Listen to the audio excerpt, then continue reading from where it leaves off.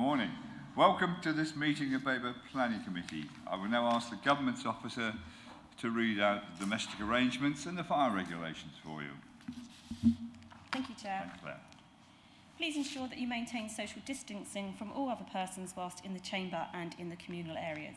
Please ensure that you wear a face covering at all times unless you are sitting down or if you are exempt from doing so, and that you use the hand sanitizer and wipes provided. Please ensure that microphones are turned off when not in use. Please do not interrupt other speakers or hold separate conversations whilst others are speaking. If you are attending the meeting to speak and persistently interrupt the meeting, you may be asked to leave. Please ensure your mobile phones are on silent or switched off. Finally, we will be using e-voting for this meeting on the Modern Gov app, so please could members make sure they are logged in and ready to use the app. If you hear the fire alarm, leave the building immediately via a fire exit and make your way to the assembly point at Ipswich Town Football Ground. Follow the signs directing you to the fire exit at each end of the floor. Do not enter the atrium, ground floor area and walkways. If you are in the atrium at the time of the alarm, follow the signs to the nearest fire exit. Use the stairs, not the lifts. Do not re-enter the building until told it is safe to do so. I'd like to remind everyone present that this meeting will be broadcast live to the internet and will be capable of repeated viewing. The whole of the meeting will be recorded except where there are confidential or exempt items. If you make a representation to the meeting, you will be deemed by the Council to have consented to being recorded. By entering this meeting as a speaker, you are also consenting to being recorded by the Council and to the possible use of those sound recordings for webcasting and/or training purposes. The Council, members of the public and the press may record, film, photograph or broadcast this meeting when the public and press are not lawfully excluded. Thank you, Chair. Thank you, Claire. Now make some introductions. Chief Planning Officer, Phyllis Bowe. The Legal Advisor, Ian Dupre. Strategic Projects and Delivery Manager, Stephen Stroud. Case Officers today are Joe Hobbs and Vincent Pierce. Thank you. Ward members for this particular one are myself and Councillor Holt, and we'll come to those in a moment. Can I move to the agenda, please? Yes? Do you have any apologies of absence? Chair, we have apologies from Councillor Simon Barrett. Councillor Michael Holt is substituting. Thank you. How many declarations of pecuniary or non-pecuniary interest by members? No. Thank you. Right. Can we please confirm the minutes of the meeting held on the 11th of August? You all should have received a copy. Are there any corrections that need to be made that anybody has noticed? If not, could I have a proposer to accept them? Councillor Beer. Seconder, Councillor Ayres. Now conduct an electronic vote, if we can all remember how to get into it. Thank you, Chair. Members, if you select the plus sign on the top right-hand corner of your agenda in ModGov, and select attendance and voting, this vote is now in progress.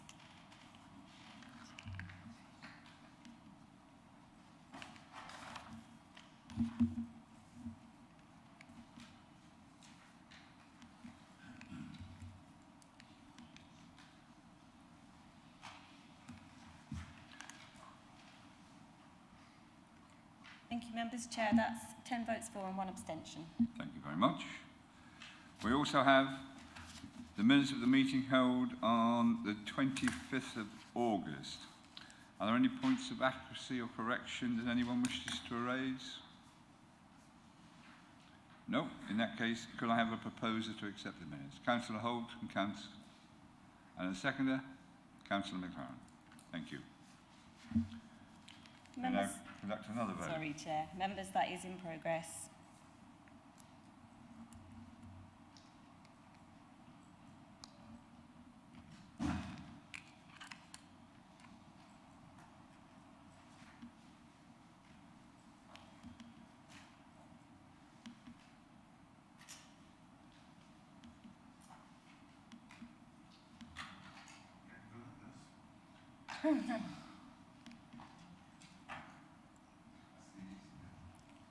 Thank you, members. Chair, that's 11 votes for. 11 votes for. That's unanimous.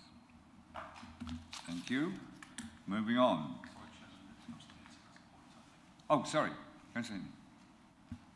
Mr. Chairman, can I just, at the recent police liaison meeting for the eastern part of Babergh, this site was mentioned, or the site that was included in the minutes that we just passed was mentioned, and I see from the minutes it does say that security gates and security provisions have been put in place.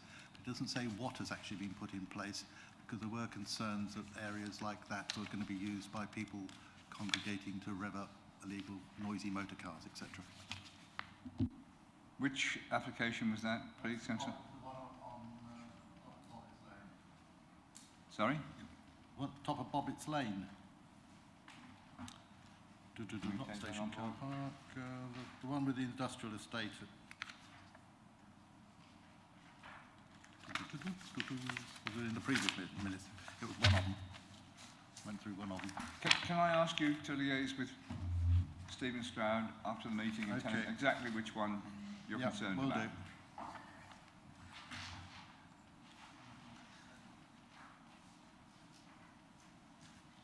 Thanks, John. We'll move on. If you can tell Stephen afterwards. Any other comments? If not, we'll move on. To receive notification of petitions. None received, Chair. Thank you. Site inspections. Are there any requests? None. No. Right. Right. Moving on to schedule of planning applications. DC 21-00754, GCB Factory and Premises, Lower Road, Glemsford. This stage, I must ask Councillor Holt, will you be speaking as a ward member or staying on the committee? I'll be staying on the committee. Thank you. And Chair, as a ward member, can I confirm if you will be staying on the committee? I will stay on the committee. Thank you. Okay. Thank you.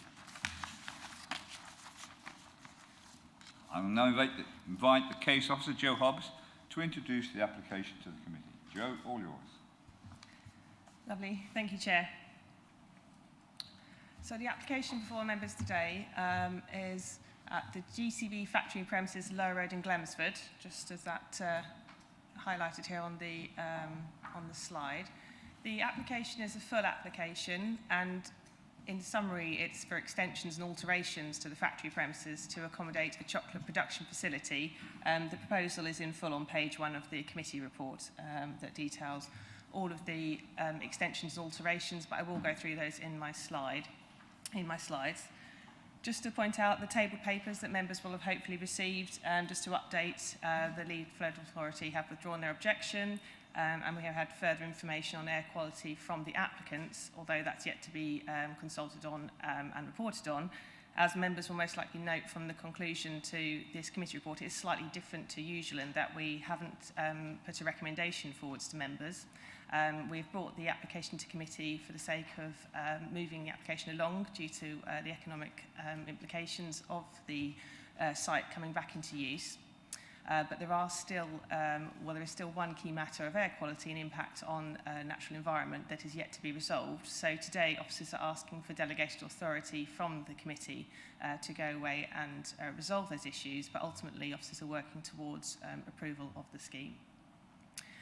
So one final update which was received yesterday, it's not in the table of papers, it's just Suffolk Highways maintaining no objection, just noting that there's no footpath possible to the site, but they're happy with the travel plan. That's just one further update to note, but it doesn't change the substantive comments in the committee report from the Highway Authority. Okay, so if we run through the site and the proposals, just to give an outline to members. So here we have the application site. This is shown the village of Glemsford here, and the A1092 just running along the application site here.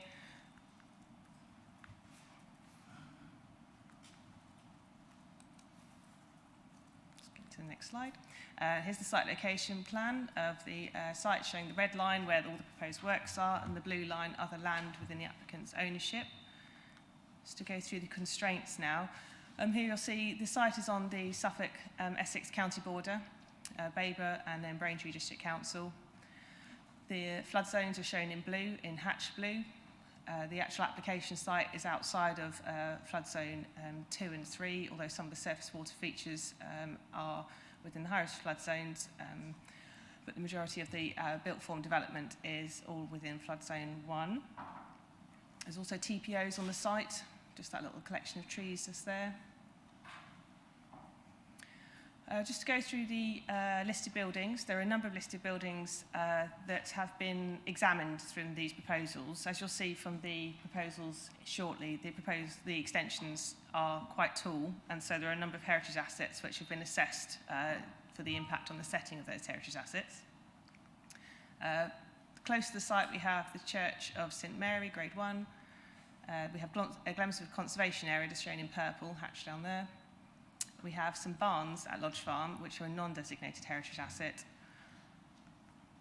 3 Turns, former public house, also non-designated heritage asset, and Potash House, Grade 2 listed building.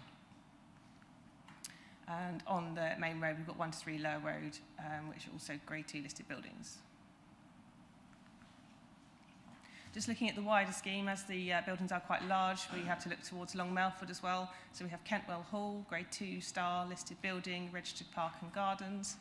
And we also have Church of Holy Trinity, Grade 1 in Long Melford, and Melford Hall, Grade 1 listed buildings. So they all have a degree of impact, as set out in the committee report, their settings. And we also have Long Melford Conservation Area, which is impacted. Other constraints include the Stour Valley project area. The site isn't within the area of outstanding natural beauty. That's located here, the dark green, but it is within the project area. So it doesn't have the status of an area of outstanding natural beauty. So we don't interpret that in terms of the policies, but it's to note that it is in an area of landscape sensitivity, and also adjacent to the site is a special landscape area, which I'll show you on a slide in a moment. So the special landscape area is this area shown here in purple. The site isn't within it, but it is nearby the site. So this slide shows the ecological constraints. The horizontal green bars on these sites here and here show 2 treble SIs near the site that we're currently assessing to see the impact of the proposals on those treble SIs. So Glemsford Pits wraps around the application site, but also Kentwell Woods further to the north. And so now I'll just run through the proposals so members can understand why we've kind of looked at so many constraints on such a wide area, because the extensions, like I say, do have a certain height, and the proposed nature do lead to some emissions from the site, the nature of the proposals. So that's why we've got these issues that we're running through. So here we have the existing site plan. I've just highlighted the buildings just to try to draw them out a little bit. The existing building A is 12 metres at its highest point, although it's a variety of heights across the site. Building B is 11 metres at its highest point. And they're the 2 key buildings on site at the moment, access by here, and car park, for present car park here. Here's the proposed site plan. So just to draw out, there's 3 main components. We have the proposed chocolate building, cocoa building, apologies, we'll call it, the middle one is cocoa building. I've highlighted it all in yellow, but that's just the overall footprint. It's 40 metres at its highest point, but not across the whole of this built footprint. I'll show you elevation shortly to show which component is 40 metres high. And then building B, the chocolate building, that is 19 metres high at its highest, again, not across the whole point of the site, but one component is that tall. And then the third building is a new building proposed in the car park area, which is a biomass boiler at 25.7 metres at its highest point. So just to give members some information on what the proposals are for this site. The proposals are a chocolate production facility, but it is proposed to actually process the cocoa beans on the site. So the middle building here will be processing the actual raw material of the cocoa building, product. Chocolate products will then be made into chocolate bars, other chocolate products in building B. And the biomass boiler is being used to burn the cocoa shells. And then obviously the renewable energy from that site is then fed back into the other processes on the site. So one of the outstanding issues we have on the application is air quality, and it relates to the biomass boiler and the emissions from that biomass boiler, just understanding the nitrogen dioxide volatile organic compounds and particulates matters that come out of that, and making sure we have adequate mitigation in place to make sure there's no adverse impact on the treble SI, such as nitrogen deposition in that area.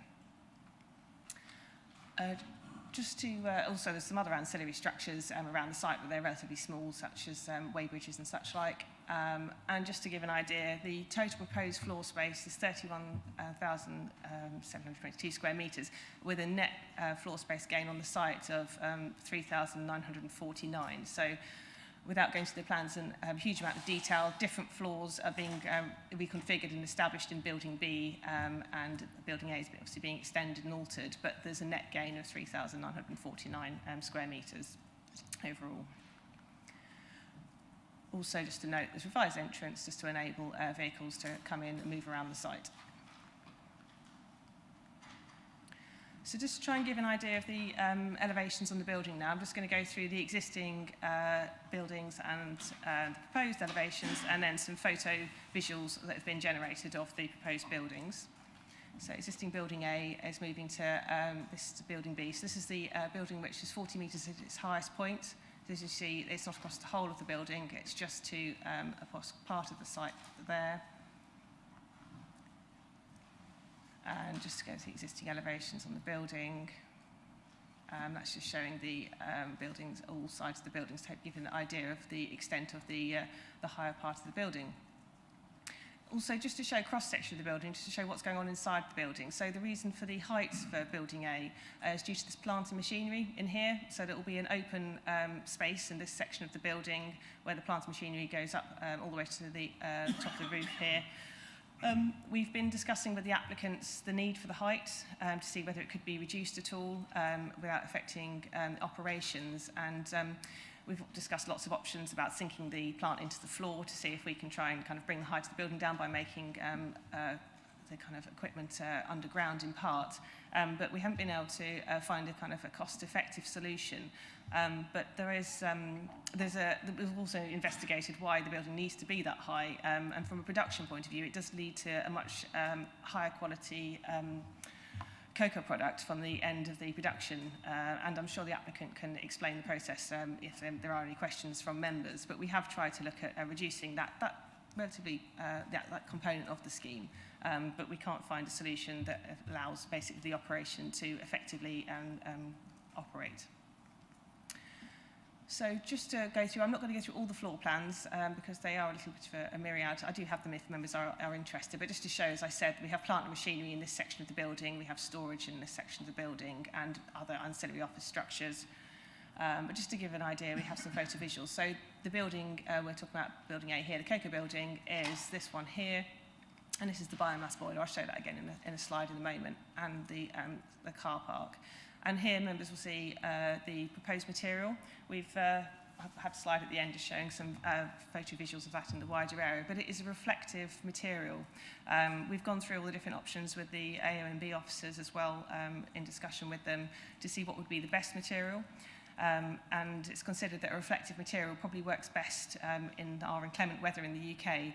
Putting anything, perhaps say like a grey building, would be perhaps more noticeable in this River Valley area. And it's also been suggested that natural, kind of more earthy materials are also used, but given the height, we felt that this reflective material would be the best design solution to really kind of help it kind of work best with the surrounding landscape that it sits within. So just to run through Building B and Building C, these are the existing elevations of Building B. The footprint for Building B will stay the same. It's internal alterations and one small extent of extensions, which, sorry, I've just run back to that slide. Just this section here, that's the increased height, but it sits within its existing footprint, this building. And that's just a photo visual of it there. So that's the existing building. You might recognise the kind of the curve that's already present. It's just that small extension on that section there. And to the right there, that's part of Building A, the lower side of Building A. And the biomass boiler, just to run through those proposals, we've got the elevations here. Inside the cross-section to show a floor plan to show the plant that will be housed within. And then that visual you'll remember from earlier, that's the Building C there. So, Sorry, Chair, before you can you go back to that slide 25? yes. I thought the cocoa building was 40 metres and the biomass was about 29. Yes, that's correct, sorry. Yeah, that's the 40-metre building, 40-metre component there. And this is 27. It's just the aspect that you're looking at it from this plan, because obviously you're closer to the biomass building, and that higher section is further away, so the perspective perhaps makes the 27-metre building look a little bit taller, but it's closer to you on site. It's just the fact that the 40-metre building is further away, which is why it almost looks the same level. Okay, Councillor Buzzard? You okay? Yeah. Thank you. Just to run through the landscape viewpoints now, there are a few of these, but there have been quite a few discussions, obviously, with our landscape architect and the AONB officer to the landscape impact of this scheme, as it is quite tall within the river valley, and it does break the horizon from several viewpoints. I'm just going to go through those viewpoints just so members are aware of the landscape impact of the proposal. On each slide, I have the position of the where the photo is taken from, and a few of the slides also have wire lines of the proposed building. So, from public footpaths in Glemsford, you can see it sits just under the horizon just there. Looking down... Is that existent or is that what we're proposed? Oh, yeah, sorry, that's proposed. Thank you. Councillor Beer. And yes, so the existing is obviously what you can see underneath the blue line, and then the proposed is the blue wire line. So here's the public footpath going down towards Lodge Farm. Looking down towards the site, you see it will break the horizon from this viewpoint. This doesn't have a wire line on it, this site, but from this public footpath, the building would also break the skyline, so it would be above the existing so that line of kind of trees and horizon there. Sorry, whereabouts is that from? I know you've got the arrow, but can you tell us, is It's- that from Glemsford side or is that from the Suffolk side? It's Glemsford from public right-of-way, so if you're walking across the public right-of-way, that just gets across the kind of the south of some of the houses in Glemsford there. And again, this is just slightly further down from Lodge Farm, so further down from where we were before. Again, it will break the skyline. It won't be at the dotted red line, but it will break the skyline of the horizon there. This is the listed building, Potash House. You can just see behind here, although I appreciate not too clearly from the distance in these screens, but you can just see there the blue wire line, so you will get glimpse views in the distance of the setting of that listed building, and the harms are set out, as set out in the committee report to that listed building. So here we are on Stow Close. This is directly next to the site. The biomass boiler is proposed just in this area here. There's residential dwellings just on the right here. It shows the kind of the extent of the built form, so there will be a visual impact when you're looking here. And here is the turning to Glemsford from the 1092. You can just see the blue wire line there of how the building will sit when you're driving along the road there, from what you'll see. And this is further back from 1 to 3 Lower Road. So these are listed buildings on 1 to 3 Lower Road, and you can just see between the trees there a glimpse of the building, the proposed building. The application, as we said, is on the Essex-Suffolk border, and so landscape assessment has been made from the Braintree side as well. So we've got 2 viewpoints here. You broadly see the 1092 running along the slide there, so we've got the Essex-Suffolk border around there, and we've got views from public rights-of-way within Braintree, and the proposals will break the horizon here as well, so it will be visually noticeable from those viewpoints as well. We've got 2 more viewpoints now. We've got public right-of-way in Glemsford's main village there, public right-of-way further over here. Looking towards the site, again, it will break the horizon. And looking further away, you will see a wire line on this slide here. I appreciate I should have zoomed in on the photo a little bit more, but you can see how it just breaks the horizon here as well. This is a slide that the applicants produced to show alternative materials. This is the proposed material and how it's considered it will work within the landscape. You can see reflection of kind of the colours of the sky and the landscape at lower level. We'd looked at other natural kind of colours as well, but as you'll see, it does lead to more of a visual impact if you have kind of a non-reflective material, quite frankly, and so that's why the proposals of the vertical trapezoidal mirror material is proposed.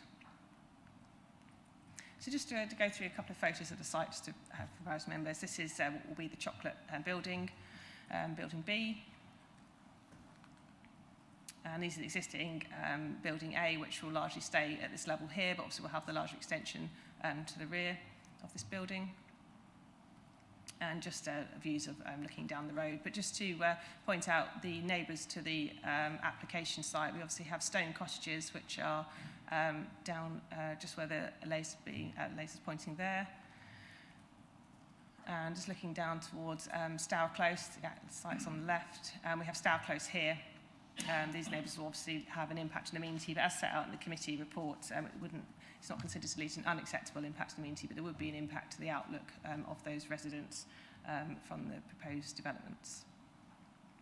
And also I thought it was important just to have a look in Stour Close. So this is in Stour Close, where those residential dwellings are. We're looking towards where the biomass boiler will be along the boundary.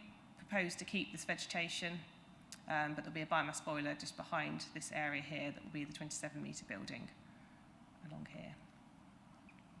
And that was just one more picture of stone cottages along there.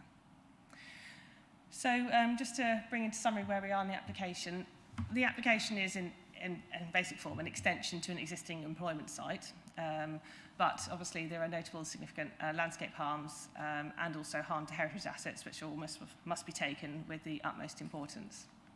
There's impact on residential amenity, but as detailed in the report, with planning conditions, we feel they can be suitably addressed, such as conditions relating to noise, both construction and operational phase, and also lighting to ensure that's kept to a minimum. No additional lighting is proposed to the existing lighting on the site. We still need to look further into the air quality impact with Natural England to find appropriate, to ensure we have fully understood the impacts of the biomass boiler and the impacts on the treble SI adjacent to the site and also further to the north, the two that I pointed out earlier. But all other matters considered can be adequately addressed, and so officers are working towards the approval of this scheme if the air quality matters can be addressed, but obviously they are matters which need to be taken with seriousness and obviously work together with Natural England to make sure we resolve them. So the recommendation is, as on page 32 of the committee report, to delegate authority to the Chief Planning Officer to resolve the outstanding issues on the planning application. Thank you, Chair. Thank you, Joe. Any questions for the officer? David Busby, Councillor Busby-Blank. Thanks. If you could go back, to slide 38.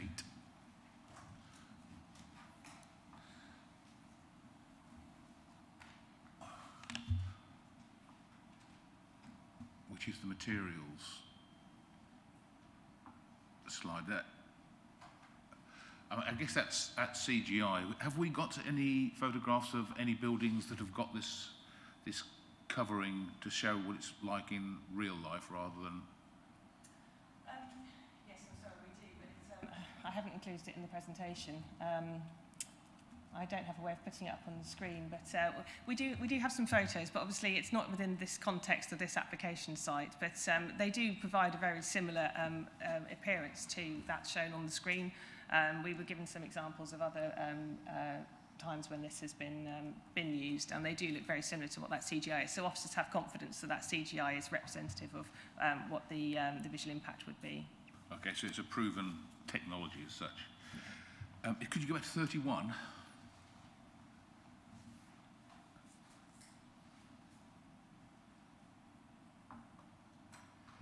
Now we're looking at the building through this potash house. Yes, and it's that's not right. visible. But surely if we looked from Potash House, the back garden of Potash House, that would be really dominant, wouldn't it, behind it? And isn't the view from a listed building as important as the view to the listed building? The impact on the setting is obviously, it relates to a number of matters. It's how the listed building has kind of historically worked with the landscape, its relationship to the landscape, and also, yes, the experience of the heritage assets. So there will be an impact from the building being extended to that heritage asset. But that's all been taken account of, both the experience when you're in the listed building and also this viewpoint through when we've made the heritage assessment that's set out in the committee report. Okay. Thank you. Councillor Beer. Thank you, Mr. Chairman. A couple of questions. slide 11, if you can get that up, I think you said it was 40 metres, 19 metres and 26.7 metres. Do you have anything, a slide that shows us what's existent and this overimposed on it to show the difference in height? Yes, I thought that was the one. I mean, how much more higher is it than what's there? There was some figures in the report, but I can't find it quickly enough. Yeah, so I suppose if we work through the different buildings, there are components that are higher. That's the one, slide 16. Yeah, so this is the taller building, and we have, broadly speaking, I think 20 metres on the existing building, but then there are extensions across part of it to go up to 40 metres in total. So how much higher is it? That's what I need to know, between what's existing and what's going to end up with. For this building, it's 20 metres. For this building, it's 20 metres. And for building B, it's about 8 metres in parks. There's not so many extensions to building B. That's what I want to know. And the other one is totally new, isn't it? Yes, and C's new, yeah. Thank you. In slide 36, which shows a view across the fields, I think it's from Glemsford, I'm not sure. There was some trees that was nearly sort of the height. Look, there's some trees in the area which is nearly as tall to the right as the proposed new building. I dare say those trees are many, many, many years old. But there are trees that could be planted, perhaps that are quick growing, that could perhaps try and obscure it a bit, anyway. I suppose the issue with this building is there are so many viewpoints where a building would be visible from. It would be very difficult to kind of plant all of those areas up. And I think it's perhaps an unavoidable impact that this will be visible to the wider area, this building. I think, there are quite a few trees already around the site, aren't there? But it's those other viewpoints, because you just see from this slide down here, there's obviously quite a few viewpoints, and it'll probably be obviously outside of control of the applicant's land ownership to be able to put planting in those areas. And my final point then, Mr. Chairman, is certainly from Glemsford, this is all downhill. Does that site continue, if I remember rightly, slightly runs down, doesn't it, towards the old railway line or the river or whatever it is there?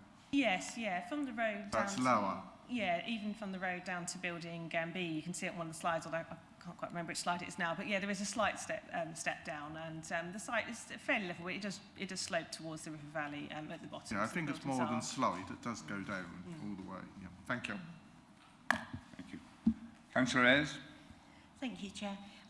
Mine is to do with the same sort of thing. I've got an ordnance survey map here, and if you look from up the 1066, which is the first entrance up into Glemsford village, Cranmore Hill and around there, were any of those photographs taken from there? Was that on 37, on slide 37? Where was that taken from? Again, I agree with Councillor Beer. It's quite a slope down towards the site. Yes, yeah, there's been studies of the viewpoints around here, obviously from a fair distance from the site, and yeah, the land is more elevated here. You do get views down to the river valley from these public rights of way. So public rights of way also, one of the viewpoints was taken from here. You do get views from all the way down to the application site, and the building will break the horizon. Obviously, within the wider landscape, it's a relatively small extent of built form, but obviously it is a built form in in an undeveloped area as well, and so it does make the visual impact all the more marked. And as the committee report set out, the landscape harm does vary from right up to high and significant from the different viewpoints. Okay. Councillor Holt, do you want to ask? Yeah, just one thing, Joe. On slide 36, the red line, that's the total width of the application site, isn't it? Yes. It doesn't illustrate the different levels that there will be on the site. So is that red line the maximum height of a particular section? of the proposal? No, it's just to show the extent of the site, as you say. It won't be a built form breaking the horizon across the whole of that area. There will be the 40-metre component, which will be noticeable across part of the site, and also other buildings, but it won't be a full block across the whole of that area. So we mustn't take into account that red line as a mass. Yeah. Okay. Yeah. Thank you. What? Oh, yes, go on. Sorry, whoever was next. But is there any way you can sort of indicate where the building is? Because up until then, I just assumed that whole site, so that's interesting. That's the whole site. It's not actually the whole height of the... If you can show us where that is, roughly in there. Yes, yeah. I don't have, I know that the information presented in the report is it breaks the skyline here. Some of the visuals have the wildlife, which is incredibly useful, but we don't have the wildlife at this viewpoint. But it breaks the horizon, and so it will be above the horizon, but I don't have a precise kind of a line I can show you, and I don't want to mislead members guessing at this point, but it will break the horizon above the existing tree line. So it's not the whole length, that's the main thing. Yeah. Thank you. Councillor Hinton. Councillor Osborne, sorry. Thank you, Mr. Chairman. Just a very quick one, really, on the recommendations 1 and 2. What I'd like to know is how long will this development plan and other material considerations take? I understand the situations with the heights of buildings, and of course, obviously, with the pollution that might be expected. But really, I would have liked to have seen this, pushed forward at a good rate. Thank you, Mr. Chairman. Yes, the applicants submitted what we hope is the final report to satisfy the concerns of Natural England. There have been several meetings between the air quality consultants and planning officers and the Natural England as advisors as well, to try and bottom out precisely what information is required. We do have that final report in now. Obviously, we hope that will address the issues, and we'll consult Natural England and see where it takes us. But we have been working closely with the applicants to provide that information and working as quickly as we can to try and resolve it. Yeah, thank you for that, and a very good presentation. But what do you expect the time to take to get this through as we stand at the moment, please? If we have sufficient information now, we'll have a few-week consultation, and there's a legal agreement to relating to the travel plan, so we'd be looking at a timescale of a few weeks to issue a consent. But obviously, I am uncertain due to Natural England's requirements. It's slightly out of our control as to what their response would be. But as I say, we're reconsulting, I think, yesterday on the revised information. So we're looking at a 3-week period to find out if that addresses the concerns. And did you want to come in, Steve? Thank you. Councillor McLaren. Thank you, Chair. Joe, we've heard about the new biomass building, which is going to take the shells. I like the presentation, that really clarified it for me. But what is the operation between where is that building A? So how are the shells going to, is there a storage for the shells, or is there some connection between the main building and the biomass building? Yes, I might just need to refer that question to the applicant who's present today, but my understanding is there is a connection to feed the biomass boiler from building A, which wasn't shown in all the plans, but there is a kind of a conveyor belt in effect. It's a first story, yeah. Thank you, Joe. Thank you. Thank you, Councillor McLaren. The applicant has indicated that he'll try and answer your question after his presentation. Any more questions? No? Thank you very much, Joe. Right, moving on. We don't have a representative from the Parish Council, or an objector or a supporter. The only public speaker I have is Mr. Brian Bowen on behalf of the applicant. Brian, you have 3 minutes to address the committee. Morning. I'm Brian Bowen, GM for GCB UK. Previously, the operations manager for Phillips Event at this site and had the responsibility to find a new owner. Sourcing a company that would bring employment to the area was a key priority. GCB met that criteria. GCB was formed in 1982 publicly listed in 2005, but the majority is still owned by the same family. GCB started purely as a cocoa commodity trading company, but now sourcing the beans directly has become the company's strength. GCB worked and formed farming cooperatives to ensure consistent buying, pricing and helping the farmers invest not just in their farms but in their communities, thus supporting them in the long term and creating a robust, sustainable source for beans that has become the backbone of the business philosophy to be the world's most preferred and leading sustainable cocoa partner. The UK is the third largest importer of chocolate in the world, consuming 8.1% of total chocolate demand valued at over 1.6 billion. The plan for the strategically located Glemsford facility is to meet this market gap, producing cocoa, liquor, butter, powder and both solid and liquid chocolate. Presently, our competitors do not manufacture bean to bar in the UK.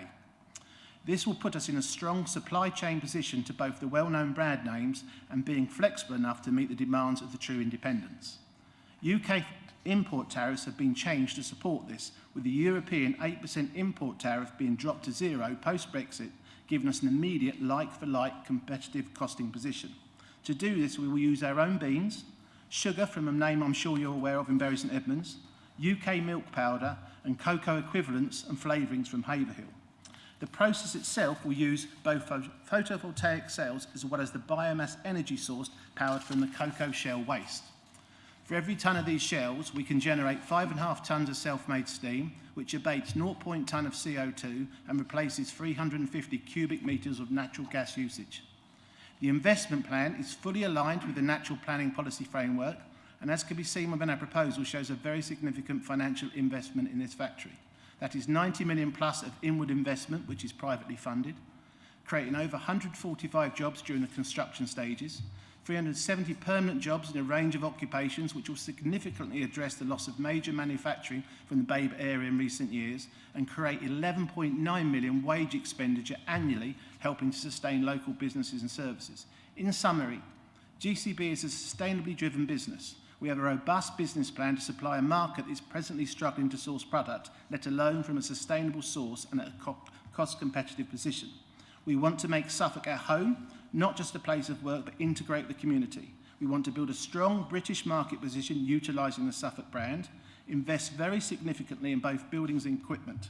This is a long-term investment, which in turn means long-term job security, in a robust marketplace, producing in a sustainable manner, as well as looking after our planet for the future. Thank you, Mr. Bowen. Questions, please. Who's the one who had a question for earlier on? Question, Councillor McLaren, you'd like to put your question to them. Thank you, Chair. Good morning. Can I just clarify where the beans are coming from? You said our own beans. Can you tell me the country of origin, or is it in England? So you can only grow cocoa beans at 27 degrees either side of the equator. So, Yeah, so these are going to be coming from the Ivory Coast. They're imported? Yes. Yeah, okay. So to follow on with what I was asking before, can you just tell me how the operation is going to work? So presumably they're imported, they come in a container or something into the site. Can you just take me through that quickly, that process? So the first part of it is what we do. We dry it and we separate the bean from the shell.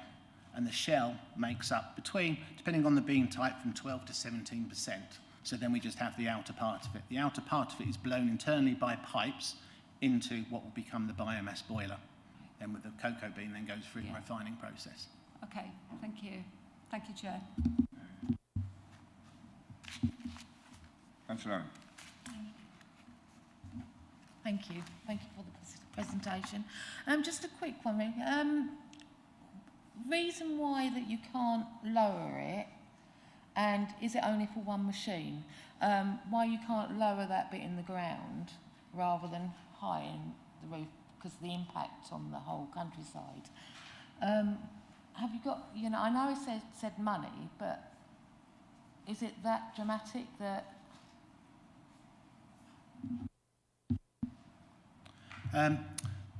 The first issue is that where we are as a water level, we have the store behind us. So if we start going down, we hit the water level. So then we have tanking problems. It's very difficult to go low, so it is a challenge. The actual process itself works on gravity as well as a drop in the product. So it's an efficiency use. We'd have to use more energy if we didn't go vertically. But also, if you then have a problem with the system, it means you have to take apart the whole system and remove all the product that's in it. So you then be producing waste rather than good product. Thank you. Thank you, Mr. Chairman. A couple of points. Firstly, on water. Within our report, it talks about wastewater flows, etc., etc. But Anglian Water say that they have no assets on the site. So this wastewater that you're producing, where is it coming from, and where will it go to if it doesn't go to the Glemsford waste treatment plant?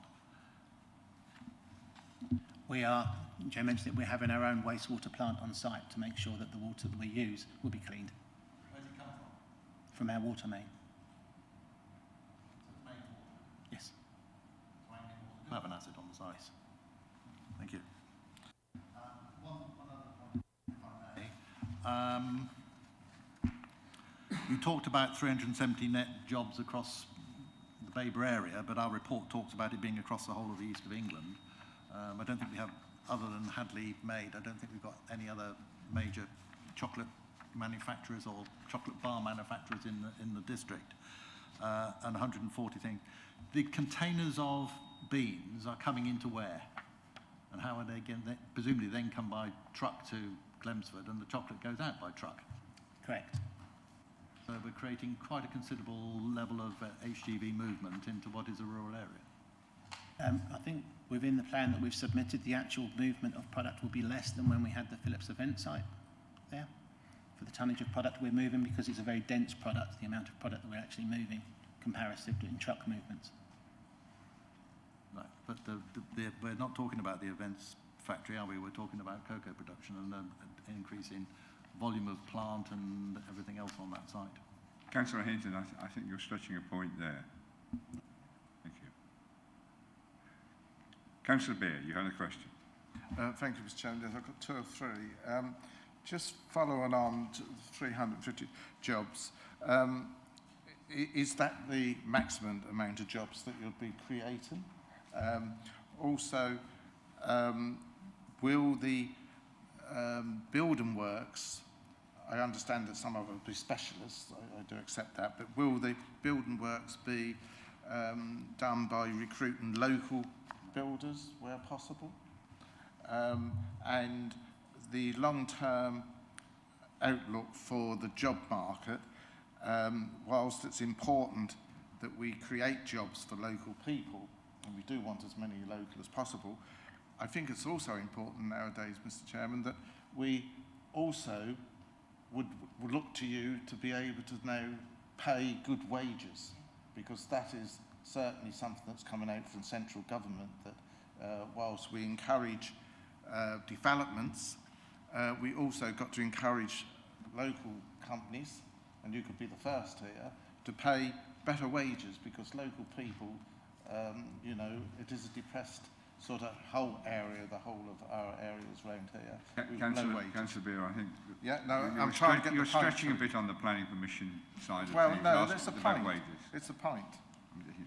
Can you help? If I could respond, yes, certainly. The technology that we'll be utilising at the site will give a broad spread of occupations, as I said in my presentation. So the definite intent is to bring and educate and share. We've already been in communication with the Suffolk University for postgraduate schemes and how we will work. Previously, I'm a STEM ambassador, so going into schools, explain to them what we're going to do in the local area and bring the areas is the full intent to look immediately for local employment. My next question is follow on from what Councillor Osborne mentioned on time limit, and I will be putting it also to in the debate. But to you, sir, will it be your intention to get this up and running, if we were minded to approve it, as quickly as possible? What is your time frame? Because quite often we can give a permission here and then it drags on, and we don't want that. We need this up and running if we were minded to approve it as soon as possible. I am very motivated to do it as soon as possible. Councillor Hyde, you had a question. Thank you, Chair. Yeah, just carrying on from Councillor Owen's question, really, with regards to the height of the unit, 40 metres. I mean, that's a substantial building, 130, over 130 feet. So why does it have to be 40 metres? Well, I understand that it's about process, but can you just explain that? Why not 30 metres, for example? Why wouldn't that work, if you can explain? The sheer capacity and the way we go from the willowing process to the refining process, one sits on top of the other. So to do it in economic, the volume that we need to put through the business, if you imagine we have a silo, which then goes through burning, then through a grinding, then through a refining process, before we can then level it out and we can step up through a further refining process. It's that pure stack that gives the height. So we have looked into the market area to see if there's any way to do it, and it's the economics of scale that make us do it in that way. So we saw an industry standard that is constantly being challenged, because to build at height costs. So if we could do it lower, we would. It's just the most economic way, and we can run the plant in that manner. Are there any other questions for this public speaker? No? Thank you, Mr. Bowen. Perhaps you'll wait there in case there are some more questions that come up in the debate. No more questions? Then we'll move into debate. As is our custom, Councillor Holt, as a ward member, do you wish to open the debate, or do you want to save your comments for later? You're totally entitled to do either. I'll save my comments for later if that's all right, Chair. That's fine, and I'll do the same.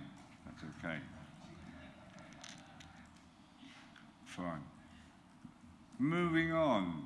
Can I open the debate? Who would like to kick off?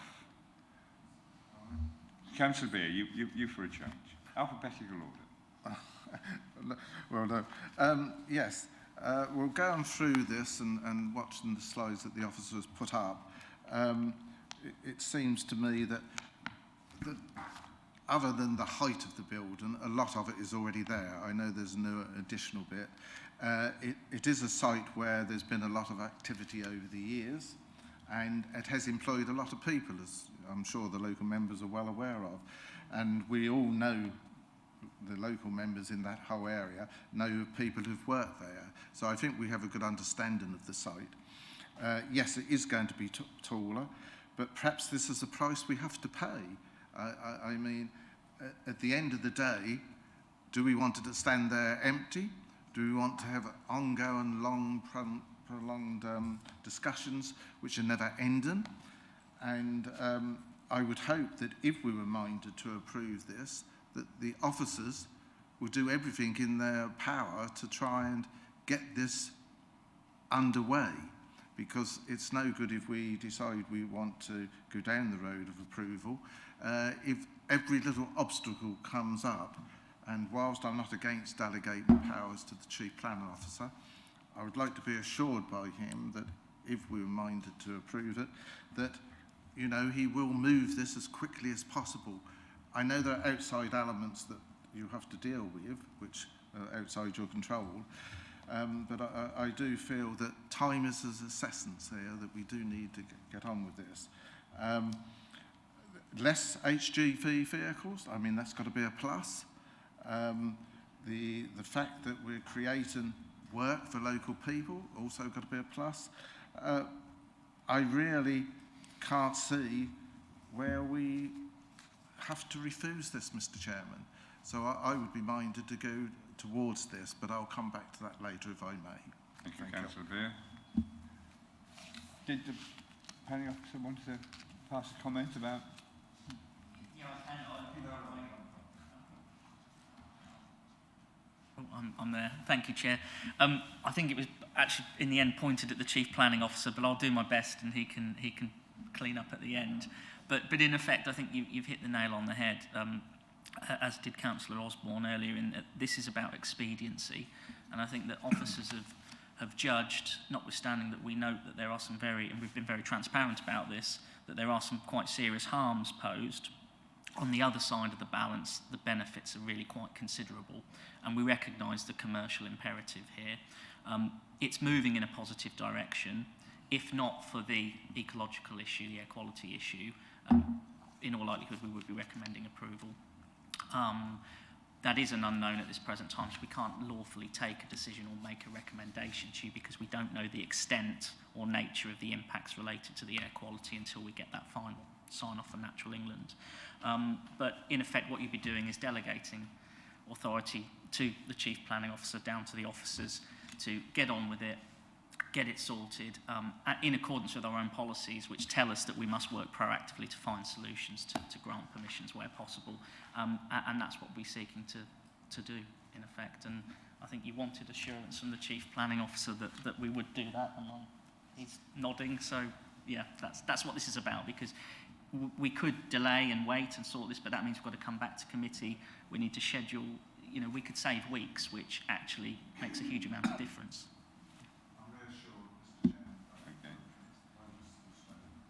Thank you.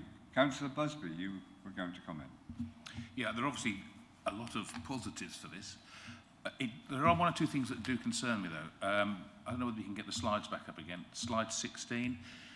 This is going to be a large building. The current building is acceptable from the road. It's not dominant.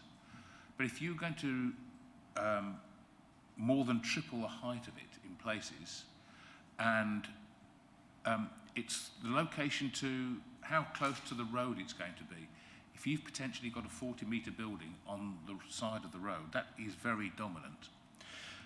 And if you are, the concern is one of the benefits that we're talking about is the material that's going to reflect what's around it. But that's got to be a danger for road users, hasn't it? If you're driving along that road and you get your own lights reflected back to you. I mean, we've all remembered James Bond in Goldfinger. I don't think we want to be offering that as a solution. So whilst it does seem like it's a good idea, how safe is that going to be for road users?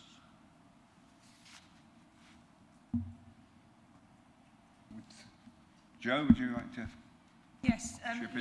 yeah, the aspect of the site is such that, so sunlight would probably be the biggest concern for dazzling road users and such like. I think the lights from car vehicles wouldn't be, they'd be directed towards the road often, so they wouldn't be directed at the building.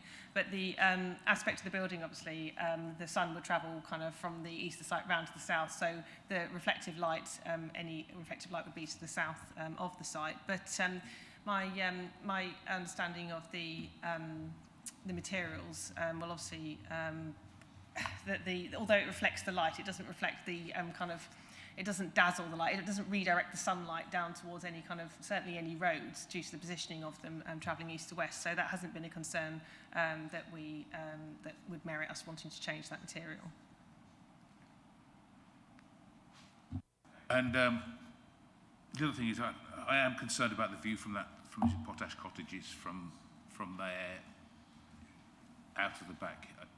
I don't know how close it is. If somebody could tell me how close the cottage is to the site.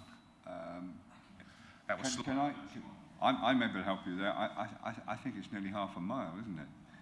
And it's the half a mile, and there's an the land undulates, and so to a certain extent, you get into the back garden, into the orchard, and you won't see a thing.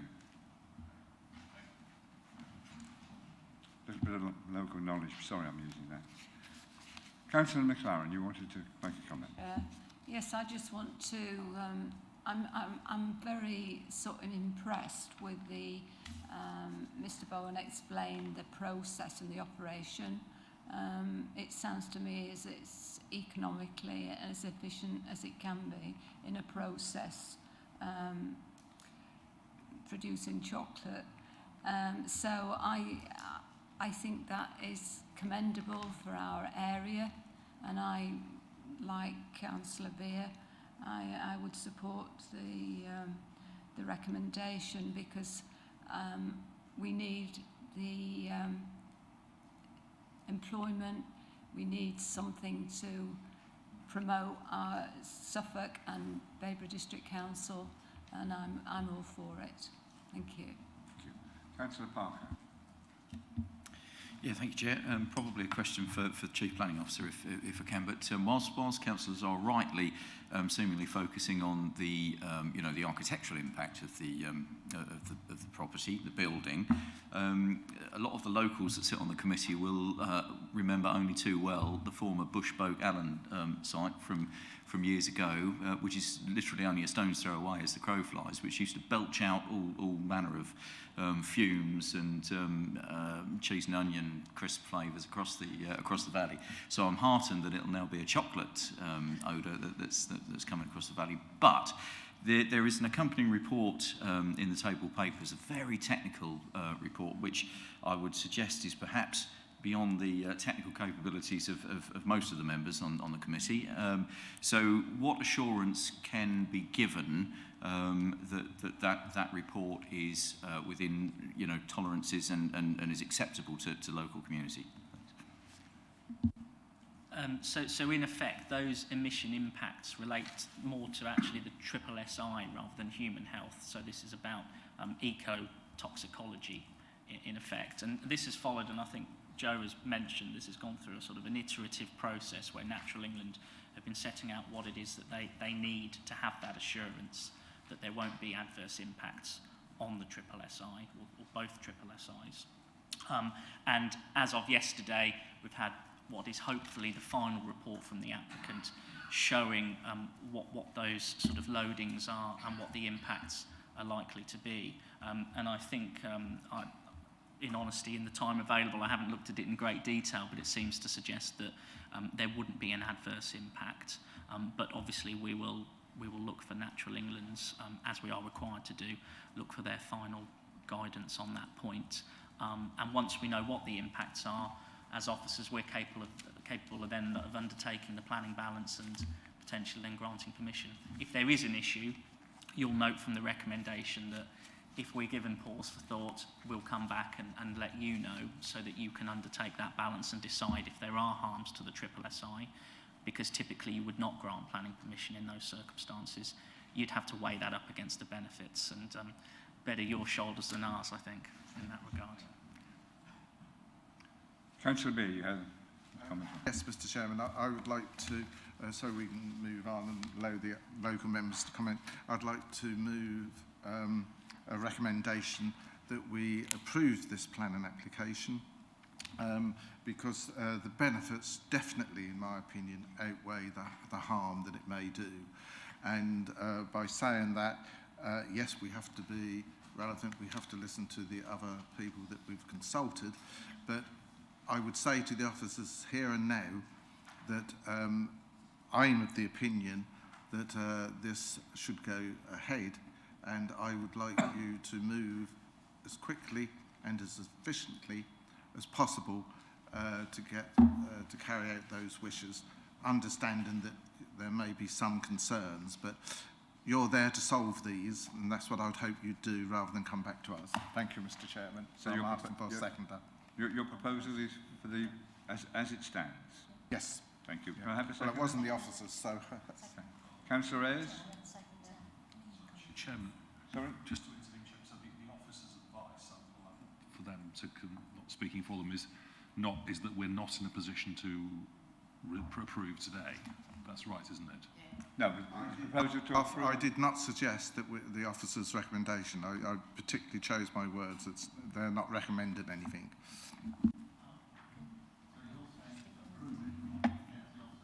Well, I think we ought to hear from the Chief Planning Officer now. One moment, thanks. Other side. Chairman, can I just pop in into this one as I've been, Mr. Stroud has kindly answered one or two questions for me. The recommendation before you is for a delegation. And so effectively the vote would be around the delegation set out in 1 and 2. As officers, we can't in all conscience recommend that you formally determine the application today because you don't have enough information to draw that conclusion. This is about, effectively, you're indicating that you are, as a committee, minded to approve it, and, as strongly as you have indicated, wish that to happen. But we, as officers, have to advise you that the technical information, the last pieces of the jigsaw, are not in place, and it would be unreasonable for you to conclude it, much as it's unreasonable for us to recommend that you actually grant permission on this basis. And therefore, in order to push this along with all due haste as you want, the recommendation is a delegation that we resolve all of these things, and my expectation from here is to ask the case officer and Mr. Stroud to effectively establish a timetable as promptly as possible with the applicant to work out conditions, obligations, and all of those things that can be moved ahead on a without prejudice basis while we're still sorting this emission question out. Thank you, Chairman. Exactly what I was saying, Mr. Chairman. Thank you. Thank you for putting words in Councillor Beard's mouth. A seconder, Councillor Ayres, do you wish to say anything at this stage? You totally agree. Any more comments from members? If not, can I invite... Oh, sorry. Shall we do Councillor Hinton first and then... Councillor Osborne, sorry. I don't know what I'm doing today. Thank you, Mr. Chairman. I'd just like to bear out exactly what has been spoken about this morning in terms of the position of that chocolate factory. And I'm sure that the applicant has obviously looked at stuff like Bourneville and Cadbury's up in Liverpool, so he knows exactly where the position is with that. But I am also wanting to see the skilled work back into an area which we've lost over lots of years now. And I'll just add to Councillor Parker, you don't have to go as far as that one with chips and onions and that. You've only got to go to somewhere a bit nearer to us both, and that is on the roundabout at Sudbury. So I hesitate to give the name of the firm, but it's been looked at every month now for several years by the environmental control, and to my knowledge and to the paperwork I have, they have spent millions on getting the problems with the stench, as it was called in Sudbury, down to a level which was acceptable, and they've managed that. Thank you. Thank you, Councillor Osborne. Councillor Holt, your time has come. Well, I don't know about that. Just a couple of things. Really, the materials, Joe, they're very nice, very shiny. Is there a long-term plan to keep them that way? Because I know cladding on buildings does deteriorate over time, and it does take a specialist team to keep them clean. And if they're being designed and used in that way to reflect the light, I hope that there's a plan in place to keep them, clean so that they do their job. Another thing I just want to comment really about from a Glemsford point of view. Historically, we've had a heritage of industrial usage within the village and the surrounding area. And speaking on behalf, I think, of the residents, they're very excited that this factory will be brought back into use and that employment can again be obtained for people within the village who, through generations, have been employed down at that site. So I think from that point of view, I'm sure the residents of Glemsford would appreciate this factory coming forward. That's all I really want to say. But if I could have some sort of clarification on the cleanliness of the cladding for its use. Yes, thank you, Councillor Holt. We have recommended a planning condition to look at the ongoing management maintenance of that material to make sure it does stay and functions in its reflective form in perpetuity. So that's something which we would go through planning consent with, but the applicants, I think, would also have expressed their desire to be a considerate employer and considerate kind of occupant of the site as well. So we have assurances from them they would want to make their site look as visually appeasing as possible too. So yes, we feel that is covered. Thank you, Joe. And I would make my own comments as a resident of Glemsford. Yes, we are looking forward to the factory reopening. And as Michael said, we have a history of industrial development within the village, coming from making silk, making coconut mats, and moving on until making stuff for babies. We're now getting into the stage where perhaps it's of more interest to those of a certain age. But I'm not a chocolate lover, so... It's a non-interest, I think. Do that. Councillor Busby, you want to say something? Well, taking that point, can I just be sure that the enthusiasm shown by the members is not because of the product? I mean, would they be that keen if it was a semolina factory? I don't think you're going to get an answer to that, Councillor Busby.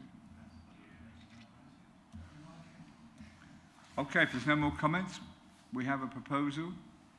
Can I ask the officer to conduct a vote? Thank you, Chair. Members, that vote is now in progress in your ModGov app. Oh, misbehaving himself.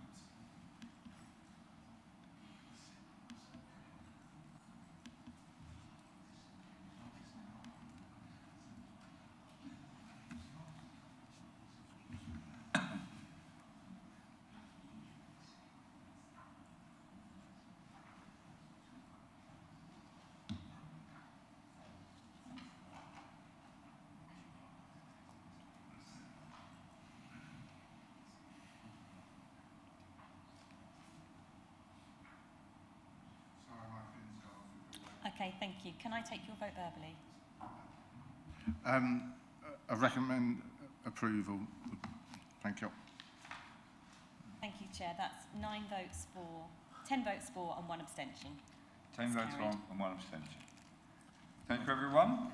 I've got there. We got there. It's gone. We'll wish you all the best for the new factory, and I'll offer the Chief Planning Officer all the help I can if I can help you as well. Thank you. Can I suggest that we have a break now and we resume at just before 11 o'clock to make sure you all are here by 11.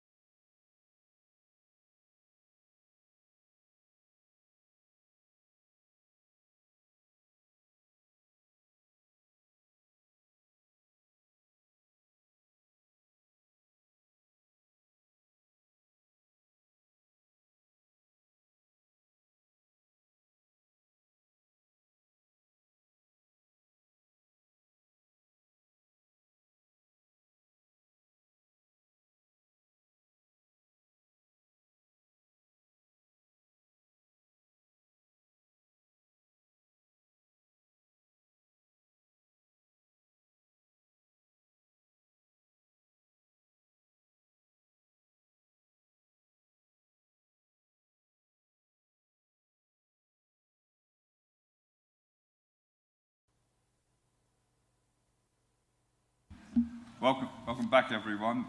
We had a slight delay. We're still waiting the member from Long Melford Parish Council to turn up, but we can carry on without him at this particular stage. Moving on to DC 21-02319, land to the east of Station Road, Long Melford. I will now ask Case Officer Vincent Prince to present this application to committee. Thank you, Vincent. Thank you, Chair. Good morning, members and guests. As the Chair said, this is an application that's coming back to you from the meeting of the 14th of July, where you asked us to look into a number of matters. My role this morning is to feed back and update you on progress that has been made to resolve all the issues that you highlighted. Just to remind members, this application is in two parts. First part is the actual reserved matters, everything except access. Access was previously agreed at outline stage. And we're also looking at the discharge of a number of conditions that was attached to the outline planning permission. Just to familiarise yourselves with the site, it is to the south of the main body of Long Melford, just off the B1064, Rodbridge Hill. Just to remind you that a package of Section 106 mitigation was secured at outline stage. That included affordable housing at 35%, early years site, early years financial contributions, footpath contributions, including new footways to the road frontage, bus stop improvements, and transfer of open space to a management company, but with full public access. So today we won't be looking at anything to do with the 106, or I don't intend to, as that has already been secured. Just to give you a very quick fly through, just to familiarise yourself with the context. So we're travelling northwards, and the yellow arrows are pointing out on the right where we are in terms of that drawing. We're just coming up to the site, which is on the right, and you'll just see in a minute an illustration pop up. That access has already been approved. So the site extends to the east, to the edge of that green field, or the darker green field, and then we travel further northwards, and eventually you reach the edge of what we might call historic core of Long Melford. So there's quite a lot of intervening modern development before you get to the historic core of Long Melford. So the amendments you asked us to look at, I will now report back on one by one. So there's the list. We'll start with the appearance of the gateway element to the site, the buildings at the gateway, and we'll work our way through that list. Just to remind members, as I say, the access has been approved, but it does include extensive sections of footway, north and south, linking this site to existing sections of footway that run on the east side of the 1064. So that shows you the extent of footway that will be delivered going northwards, and it will connect to the existing path at Southgate Gardens.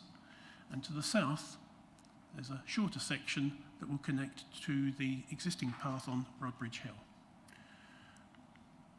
So, members will recall that your first concern was that area of brown in the bottom right-hand corner. The first glimpse you get of this development as you enter the estate, members felt that it needed particular attention to better reflect the traditional character of Long Melford. Albeit that this is a new estate on the periphery of Long Melford, I think there was a universal feeling amongst members that this could be redesigned to better reflect the character. So that's the view that you were most concerned about. So on the left is the layout that you saw on the 14th of July. On the right is what we have worked together with Bloor to come up with I think, a much enhanced prospect. So without further ado, that's what we were looking at 14th of July, and I think we would all agree that that is perhaps a typical modern estate, but you were looking for something with far more elan, far more panache, and something that better reflected Long Melford. So what we have come up with is that. So you see we've got a lot more connected buildings, we've got timber archways, we've got a more village character development, and we have been successful in encouraging Bloor to deliver some flint units, which is something all the committee felt was appropriate. I think you referred to a similar development in Braintree. Well, we have managed to secure flint. You'll notice that even the wall at the front, where there wasn't a wall before, is a flint and brick wall. So in terms of the detailing, we've got clay plain tiles, we've got slate, we've got the flint, we've got traditional red, soft red bricks, boarding, bell drips in the render, pentis boards, very simple canopies, nothing too elaborate. So what you end up with is something that looks like that, which we feel is significantly better than what you had before, and it's something that, as officers, I would be proud to say we have secured that. So in many ways, you put some steel into our backbone, and we went back to Bloor to say, let's try harder. I know that Councillor Busby and others were particularly concerned that we had this mock Tudor boarding. That's all gone. So if we look at what that means, is that's what it looked like previously. They've all gone throughout the whole estate, and we have something far simpler. In terms of the mix, I know there was a very strong feeling amongst the committee and the parish council. I think it was Councillor Beer who wanted fewer four-bed, larger units and more of the middle-sized, smaller and middle-sized. We have secured a significant reduction in the number of four-bed units. They've gone down by 11, and there's now an emphasis on 2- and 3-bed units. There was also a very strong feeling that we should encourage the use of the Suffolk pink render. There wasn't any in the scheme before. We do have that agreement from the applicant, so we could have various shades through from the lighter pinks through to the what traditionally might be thought of the pig or oxblood red colour, although that might just be myth. In the old days it might have been crushed burnt brick and burnt clay that was used to create that colour, but we certainly now have that in the palette. Another area that members were very concerned about was the raised tables, and I think there was a general feeling that it was far too harsh, far too urban for Long Melford, because the whole of that area in light grey was intended to be paviers, and I think if you remember they were grey, and I think members felt it was particularly sombre and needed to be, one, warmed up in terms of the colour, but also get some planting in to create a far more natural effect. And I think there was some members were concerned that there might be confusion as to what bits of that table were for pedestrians, what bit was for cars, how would it work. So we've worked with Bloor to deliver what you've asked for in many ways, and I think it has helped it become much clearer to drivers and pedestrians where they should be, and also it has significantly softened the character of that area. So that is what is now proposed, and you'll see significant areas of planting. We're also using a much richer red-brown pavior than the sombre grey. So in terms of, that's what it was before, effectively, and I quite understand why you felt that was very urban and harsh, but effectively what's happened is that.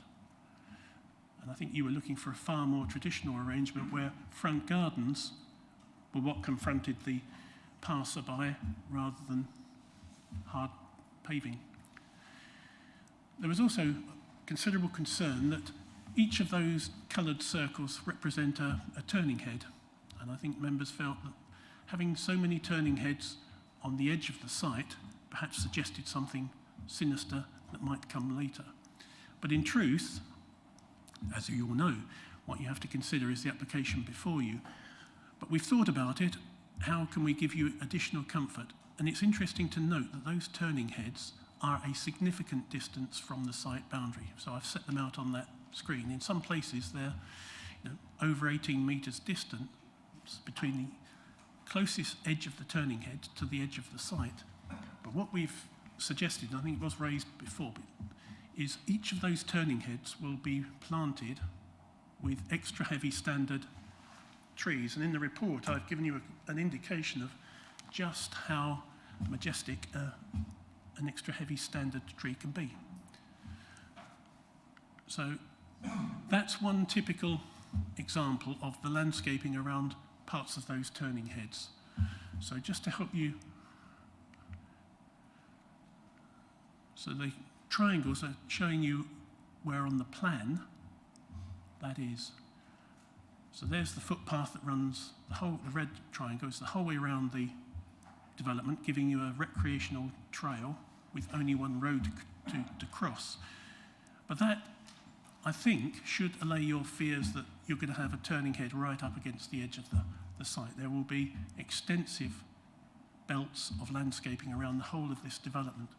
So when you see it from the countryside view, your view of those houses will be filtered through landscaping. So that's the view. We've actually now got the fencing that some of you preferred, more traditional farmland edge. Oh, let's go back one. So that's effectively, those trees are of a height 10 to 12 metres that you would get with an extra heavy standard. So if I can just go back, you get that, sorry. That is what you get almost instantly with that development. Now obviously an extra heavy standard takes a bit more management and care because those trees will be thirsty, and I'm confident that we will have a landscape management plan that will ensure that those trees are properly watered for at least 5 years and cared for so that they can thrive. So we instantly get an end stop to that view.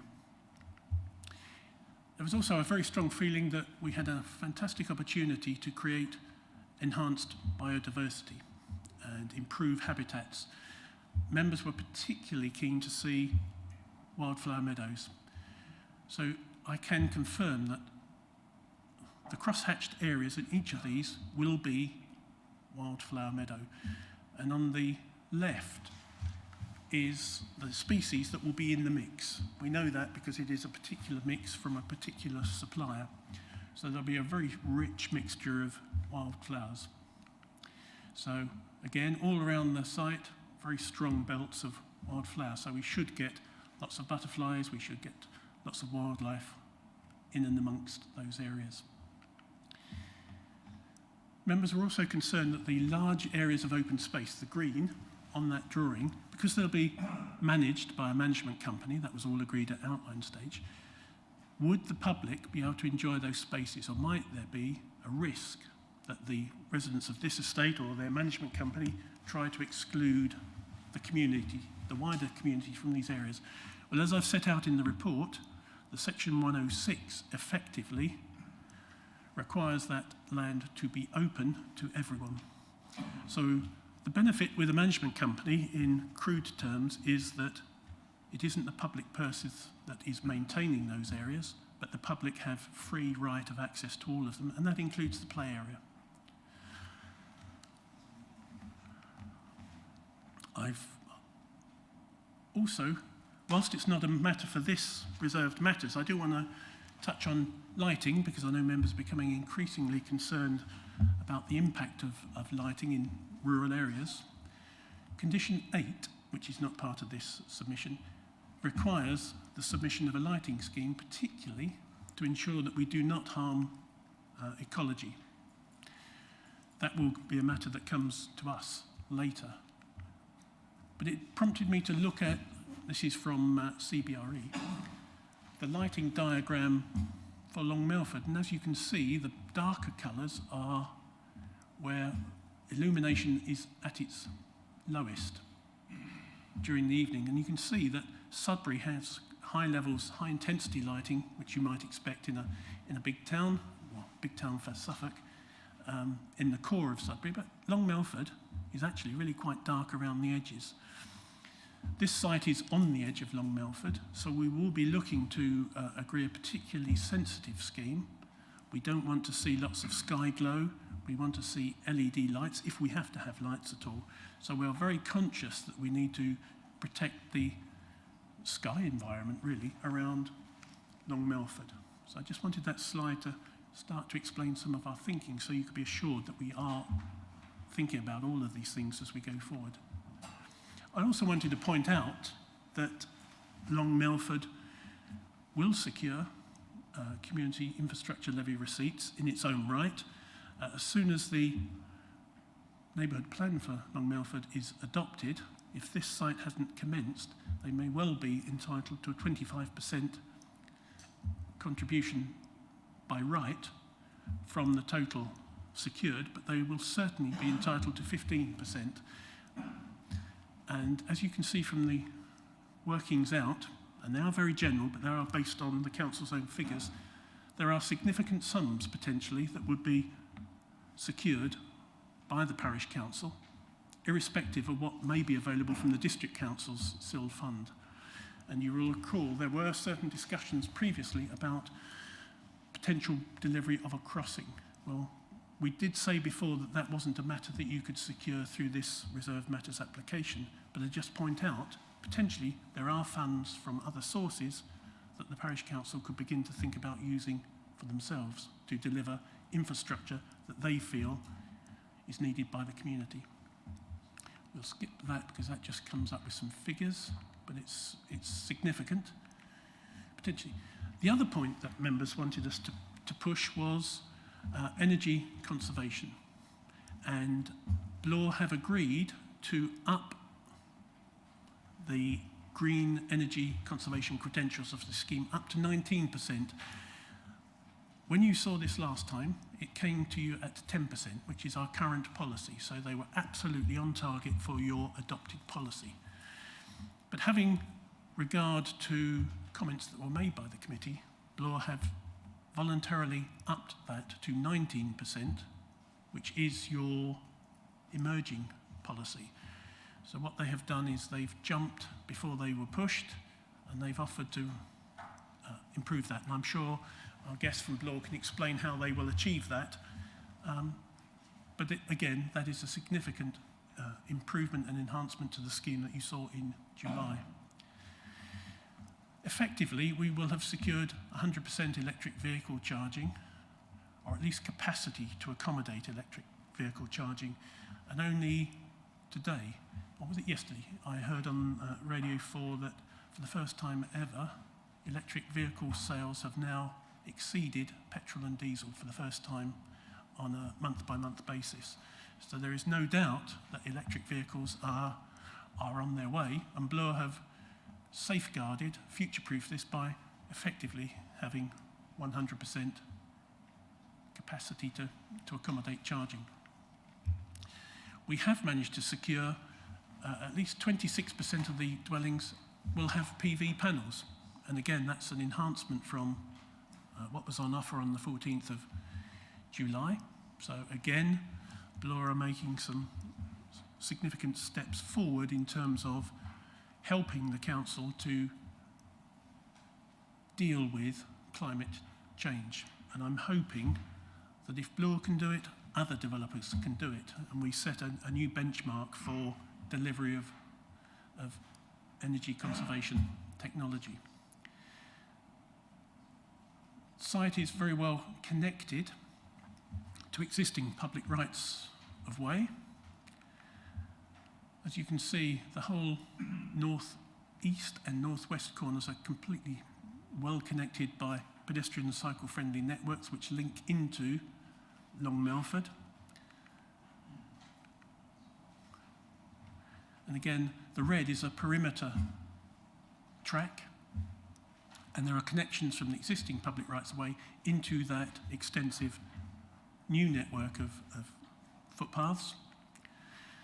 So you will be able to walk and cycle from the site right into the heart of Long Melford. So you would come out at this point, which is Roman Road, onto the large green swards. Travelling along, you have footpath connections all the way into the heart of Long Melford. You will recall that this site also included a little feature on the corner that is a World War II mortar spigot that will be turned into a little bit of a feature with a seating area. And if you remember what a spigot mortar was, effectively that's what it was, and you could rotate the mortar to fire it at 360-degree angle. So that's a nice reminder of part of the heritage of Long Melford from the Second World War. So what we are suggesting to members is, as we did previously, that the reserve matters be approved, and I think it's fair to say that we have secured through your energies an enhanced scheme from the one that we saw on the 14th of July. We are also suggesting, in terms of conditions,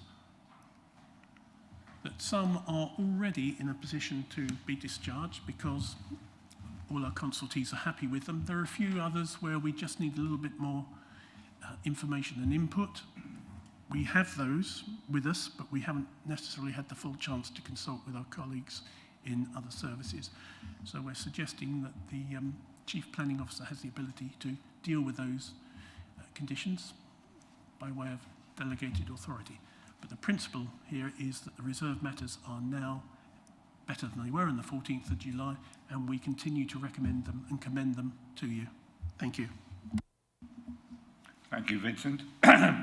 Any questions for the officer? Councillor Hinton. Just a quick one on the last slide.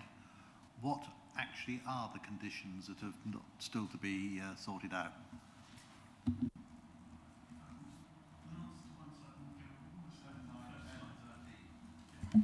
Yeah, thank you. Very good point, Councillor Hinton. And with the assistance of my colleague, we will fly back to the beginning and I'll quickly run through them.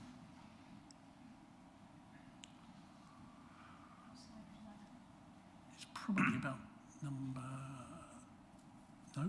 nearer the front. A bit more. That's it. One above that. Brilliant. Yeah. So the ones that we are suggesting we are now comfortable with are condition 5, the open market housing mix. And you recall I've just said that we've improved the number of 2- and 3-bedders. Biodiversity enhancement strategy, that's one that we feel is not able to be finalised today, but we have got additional material that we're consulting with our ecology specialists on. The construction management plan, that's something that we're still working on. We've had an amended construction management plan. So that's one of the ones we are suggesting we need a bit more time to deal with. We're also suggesting we need a little bit more time to deal with the construction environmental management plan.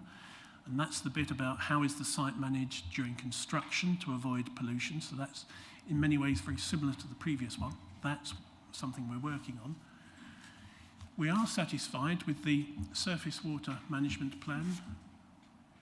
We have got additional information on noise and vibration, so that's something we can't deal with today.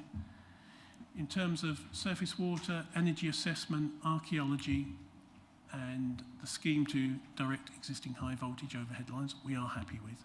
So out of that list, it is conditions 7, 9, 10, and 13, where the Chief Planning Officer and ourselves will need a little bit more time. But everything else we are satisfied with.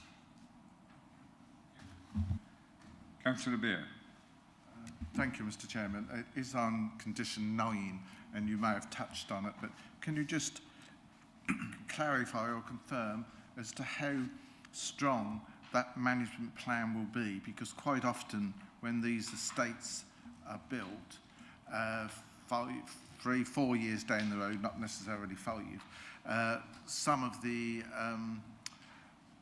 woodwork posts and the bits that you put in for the management to look after get badly destroyed, fall down, knock down, what have you. how strong is it that the management committee will be able to solve these? Because we know on other estates, we complain about it to you, we send emails to the chief planning officer asking them to look into this and find them to get it sorted, and really it takes either a very long time or it doesn't get done. So how strong is that strength, please, that control? Thank you, Councillor Beer. Two elements. What we're looking at here is not necessarily the management of the hard landscaping, the sort of knee rail fencing. It's actually the site during construction. So what we're looking at in terms of that condition are things like haulage routes, how will materials get in, where will the compound be, what are the construction hours, how will the roads be swept to avoid mud, will there be piling, etc., etc. So in a sense, we're just making sure that the construction activity causes as little disruption to existing residents as possible. But in terms of the point that you make, and it's a point that's well made, is the landscape management plan will provide the details as to what happens when some of the fencing deteriorates. What will the cutting regime, that sounds a bit South London, regime be, in terms of, if we're looking at Wildflower Meadow, we're not talking about having it cut every so many weeks. It's a light touch regime in order to encourage the plants to grow. What will happen in terms of watering the plants and managing? So that's something separate. On both of them, we will monitor that very carefully. But as you know, if it does become an enforcement matter, that will take its own course. But what I'm hoping is, you will recall that at the last meeting you urged BLAW to work closely with the parish council. And I'm sure our guests will be able to report on whether or not they've already implemented some of that process of working closely and keeping a strong liaison. But if it works properly, we oughtn't to be involved so much, because local people will be able to use that forum and say, we've got a real issue with construction at number 5, it's causing problem to Mrs. Miggins. And through that system, Councillor Mayor, VC and David on the parish council will be able to speak directly to Alex and say, get this sorted, please. And in many ways, that's a much better way to operate than having to get the heavy guns of Simon Bailey. And you may want to ask both the parish council and BLAW whether they think that system has already been set up. And if it has, is it working? And if not, why not? Mr. Chairman, yeah, that was on the second part rather than the first part. That's usually short-lived and that's in control. But just following on from that second part, my question to you is, and I can't remember, but like brick walls built beside garage blocks and what have you that are not in the ownership of that particular occupant, they fall down and nobody wants to be responsible to rebuild that wall 7, 8 years after the site's been built. And we've had that in Glemsford, Cornard and Sudbury. And that is a problem. So that's why I'm really concerned. What you've said, most likely the parish council and the local members can sort out. But something like that does need, we need perhaps not to build those where nobody owns them, perhaps. Thank you.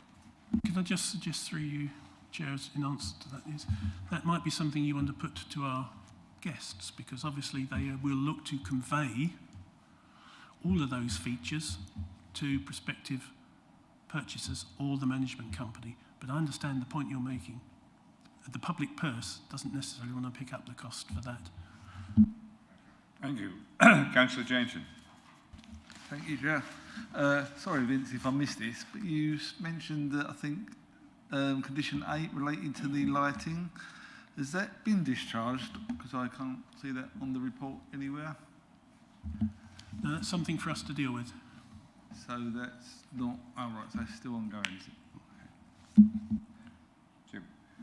Councillor Ayres.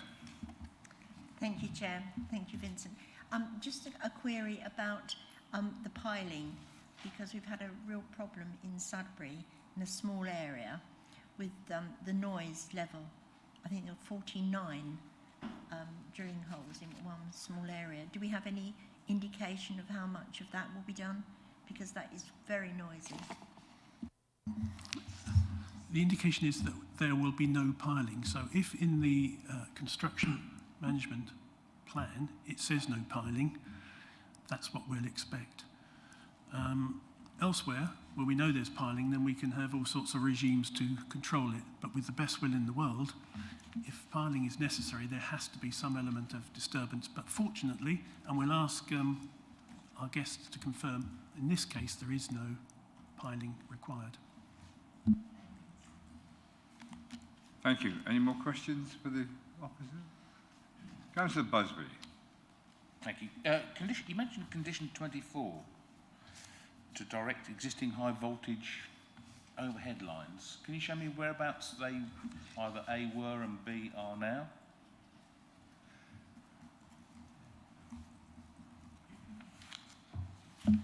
If we could go to almost the last slide, the one with the spigot.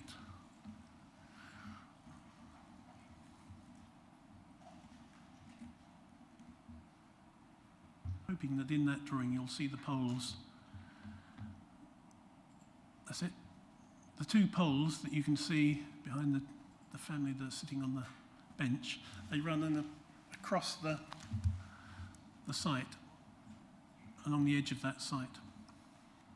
And what's the closest proximity of a house to the line? Well, the talk is about undergrounding them. Oh, they are going underground? That's what we're looking to try and achieve, yes.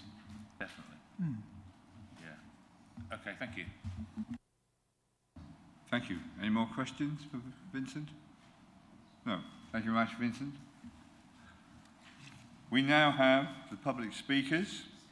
I'll now ask representative of the Parish Council, Mr. David Watts, to address the committee. You have 3 minutes, Mr. Watts, to address the committee.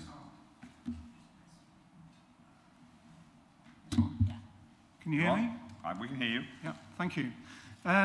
Thanks very much to Bloor Homes and to Babergh District Council Planning Department for consulting the Parish Council as part of the planning application process. We much appreciate the efforts they've gone to and the changes they've made as a result. But we still have some important reservations about the current application.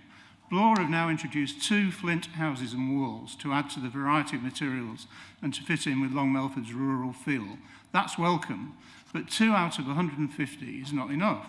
It amounts to 1.3% of the total number of homes. You will see on page 78 of the officer's report that we suggested 4 more flint homes in prominent positions overlooked by the Melford Walk Nature Reserve and another well-used footpath. A mere 2 flint houses is tokenism, and the number needs to be increased. On page 93 of the officer's report, it says the level of 2 and 3 bedroomed open market homes is now very close to the figure put forward by BDC's strategic housing experts. But this obscures the fact that the number of 2 bedroom homes is well below the strategic housing requirement, and the number of 3 bedroom homes is slightly above. As we said on page 77 of the officer's report, the number of 2 bedroom homes is now 26%. That compares with the strategic housing requirement of 36%, or 48% if you include 1 bedroom homes, of which there are none in the development. Last week, I talked to Melford's leading estate agent, David Burr, and they said there was a huge demand in Melford for 2 bedroom homes by first-time buyers. Those available in Station Road, near to the site, sell like hotcakes. We'd like to see more 2 bedroom homes to attract much-needed younger people and first-time buyers to Long Melford. Finally, Bloor has agreed continued consultation with Long Melford Parish Council during the building phase. This is very welcome and necessary, and we'd like to see it made a condition of the planning permission. It hasn't got off to a good start, though. When they started to build the access road, they installed traffic lights and no parking signs outside people's houses with very little or no notice to affected residents or the parish council. They also knocked down the wall of an adjacent bungalow and did work in the garden without the owner's permission. Not a good start. So I'd like it a condition of the planning permission that the liaison takes place all through the building between Bloor and the parish council. Thank you very much. Thank you, Mr. Watts. Will you stay there and answer any questions from members of the committee? Any questions from Mr. Watts?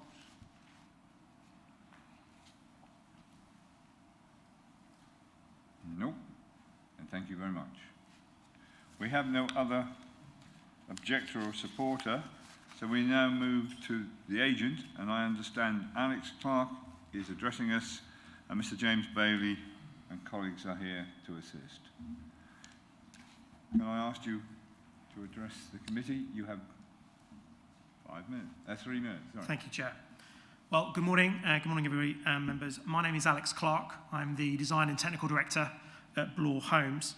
I've been actively involved in the application here at Station Road, Long Melford. I'm joined this morning, as the Chair said, by Stephen Lee, our Architectural Manager, and James Bailey, our Planner, and I'm sure we'll be able to answer any questions that you have for us. As described in detail from the officer's report, we firmly believe that significant progress has been made with the scheme since the last time that we met with members in July. As outlined, we've reduced the number of 4-bedroom properties by in excess of 20%. There have been a number of design changes made to the layout, and there has been an increase in sustainable measures being proposed across the site. In addition to improved housing mix, there has been a number of design improvements made. Significant enhancements have been made to the properties at the entrance, including architectural detailing and materials, including flint dwellings and features have also been introduced. The principal raised table now incorporates the green spaces and heritage bollards. All of the Tudor boarding has been removed. There is now more coloured render, including the Suffolk pink as described by the officer, along with a wide range of quality bricks and tiles. Different coloured windows, plinths and boarding is now also being proposed. Extra heavy trees are also added to the ends of turning heads as outlined on the officer's report. In terms of sustainability, the scheme now offers an improved carbon reduction from 10% as set out in the outline planning conditions and current policy to 19% as set out in the Council's emerging policy. Water butts are also to be added to all plots. Electrical vehicle charging provision has been increased and PVs are continued, photovoltaics are continued to be provided. These changes have come about as a direct result of working closely and building a relationship not only with the District Council but with the Parish Council as well. A number of meetings have taken place since July and we have been supplemented by further phone calls and email correspondence, and we believe that a collaborative working arrangement has resulted in the current scheme you see before you. We would propose that this would continue well into the build stage and beyond. This has only been possible with a willingness to cooperate between all parties, and I would hope that everyone would agree, including parish members, that the improved relationship has resulted. To confirm, there remains no objections from any statutory consultees. The site is recommended by the officers, and the site continues to be identified as housing allocation in the emerging joint local plan.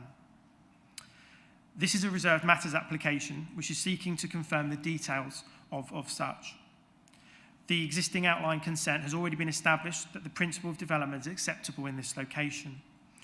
With the changes that have been made through the positive engagement with both officers and the parish, I'm confident that the areas identified by members at the 14th of July committee have now been properly discussed and, where possible, negotiated into the scheme. Thank you. Your time is Thank you, sir. up. Any questions, please? Councillor Owen, to kick off. Oh, yeah, thank you. Will you take on an account what the parish has said about informing people and giving them enough notice of things that you do, please? Yeah, I'm sure that hopefully the ward member will confirm that since the 14th, since the last committee, so we've had a number of meetings with them, a number of emails. I speak to the ward councillor regularly, near enough once a week, personally, and again, we would expect that to continue right the way through, including my involvement in that. And yes, and another one. And the trees, they look quite close to the buildings. What have you got? Because I'm very aware of what it can do to paths and whatnot once the roots come out. Yeah. Are you going to make sure so that... there will be root barriers, etc., as per standard details, yeah. That's brilliant, thank you. Thank you. Councillor Jameson. Thank you. Just a couple of questions. Your carbon emission targets are improving from 10% to 19%. So what are you doing for that extra 9%? So on the extra 9% will be additional PVs, which have been identified on the system. In terms of what we do as a standard, we obviously have a increased fabric, so increased insulation, better air tightness as well to add to that, the SAP rating and eventually the EPC rating of that. But predominantly it's through additional PVs. So why only going for 39 dwellings with PVs?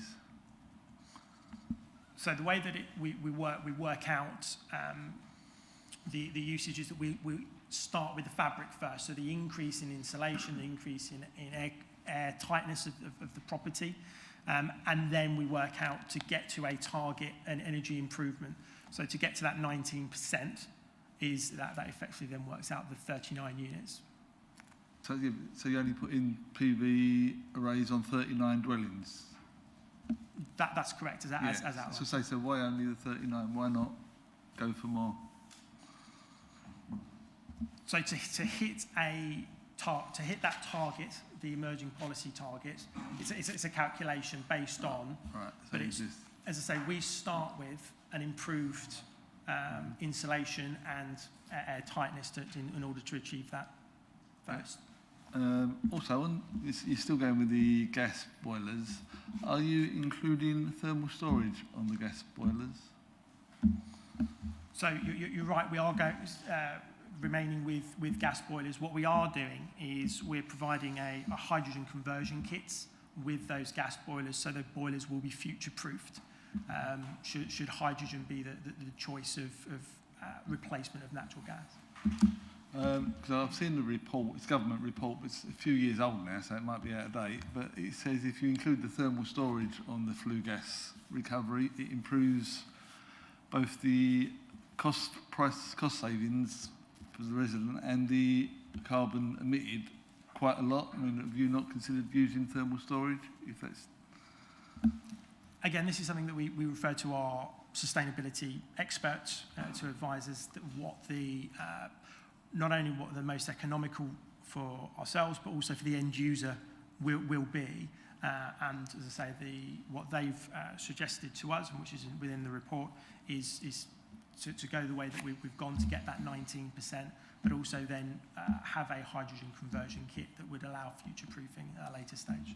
So would you give residents or prospective residents the opportunity to choose air source heat pumps or something else over the gas, or is the gas going to be installed as standard?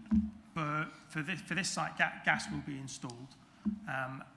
What we have worked with the officers on, and something that we as a business are contemplating, is offering additional PV as an optional extra for customers, so they themselves can make that choice. Okay, thanks. Thank you. Councillor Veer? Thank you, Mr. Chairman. Well, first of all, I'd just like to take the opportunity to thank you for this. It was very helpful, very informative. It was excellent. And also for taking on board what the members of the Planning Committee did list a lot of these problems as they saw them. And in my opinion, you've taken a lot of them on board. The one part I would just like to question you on, you heard me make the comments about the management plan.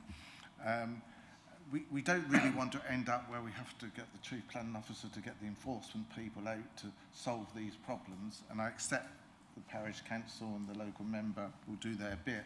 But again, it does cause problems to the residents, and particularly if you've got a situation where there's a garage block, and I don't know if there is any garage blocks here, but where there's a brick wall built and it belongs to nobody, and it falls down 5-6 years later, and nobody wants to pay to rebuild it. And the parish council don't want to take the responsibility, which I can understand.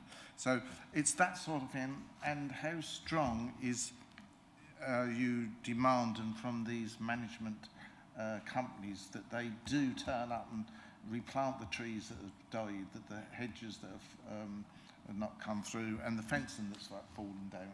Thank you. Thank you for that. couple of things to mention about that. We've just been checking. There are no brick walls that aren't within private ownership on this particular development. Is probably the first thing to say. The second thing to say is that we're based in Bury St Edmunds as Bloor. We take a special interest in every site that we have, whether it's a historic site or a new proposed site like this.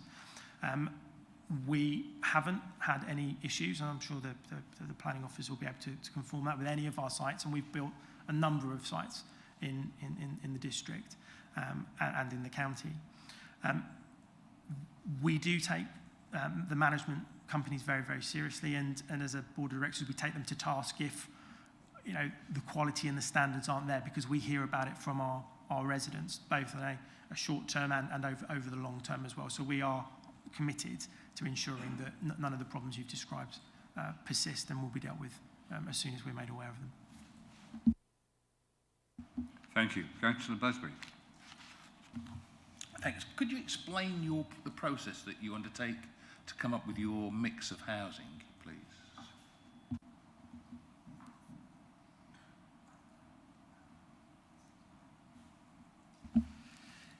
Yeah, so it's a collaborative approach in many ways. We, first of all, have a look at obviously the site, the location of the site, where we believe a sales mix would be positive for us. We then look at things like whether there's a SMAR, whether there's a local plan, what that identifies. And then we have within negotiation with the council in terms of what they would anticipate to see, and it's a collaborative effort to get us to a point, and particularly where we are now. It just seems that if you started with our strategic housing requirements, you're miles off. Do you start with what we want is 154 bedroomed houses on one hand, and our requirements on the other, and try and negotiate your way to somewhere in the middle? Or, do you take any notice of our strategic plan? If I can come in, Chair. I think the important thing to remember on the point that Councillor Busby's making, the SMAR covers the whole of the district. So it covers the whole of the area, which includes towns and includes hamlets and everything in between. And these are the requirements that are tried to meet in terms of your larger properties, but also the smaller properties as well. And the skill is to be able to work out what is the requirement for that particular settlement, for that particular site. It has to start somewhere, and obviously Bloor employ their people who sell properties in a local area. And at the end of the day, that's their background, their business. So it comes to a point where something is presented to the local authority, usually through a pre-application process, to say, this is a site, these are the number of units, and this is how we would break down those units into this type of mix. And we have discussions all the way through the process before an application is submitted, particularly with your officers at the strategic housing level. So that includes both the market housing as well as particularly on the affordable. So it's not something that we necessarily make up, because at the end of the day, it's about selling a product, and if you've got the product wrong, you would be getting that particular mix wrong there. But it is about a negotiation, and it's not something that simply Bloor come up with themselves. It is a process, very much like we're talking about with some of these different designs and different types of render and material. The housing mix is exactly that as well. It's got to be something that is profitable, but it also has to be something that is what is needed for that particular area. So I'd like to say, Councillor Busby, it's not something that we come up with ourselves. It's a collective process on there. And I think that we've heard from the parish that they were pleased with some of the areas that we've got to.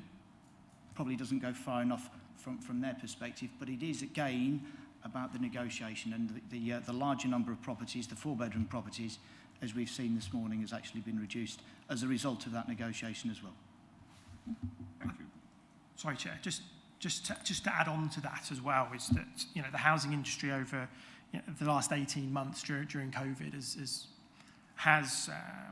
has had an impact on that housing market and the type of properties that people are looking for. I imagine a number of us here worked from home or worked from a home office or similar. So, you know, we've been seeing that particularly on the ground, that people are going in to purchase a house with that mindset of one of the bedrooms would be either an office or at least have the ability to be able to do that. So we are seeing that as a trend. Thank you. Councillor Holt. Yeah, thank you. Pick up on the PV panels. She says 26%. What houses will there be going on when you bring the site forward? Will they be on affordable housing, or will there be a mixture on the site? And you said that every occupier may have the opportunity to upgrade to PV.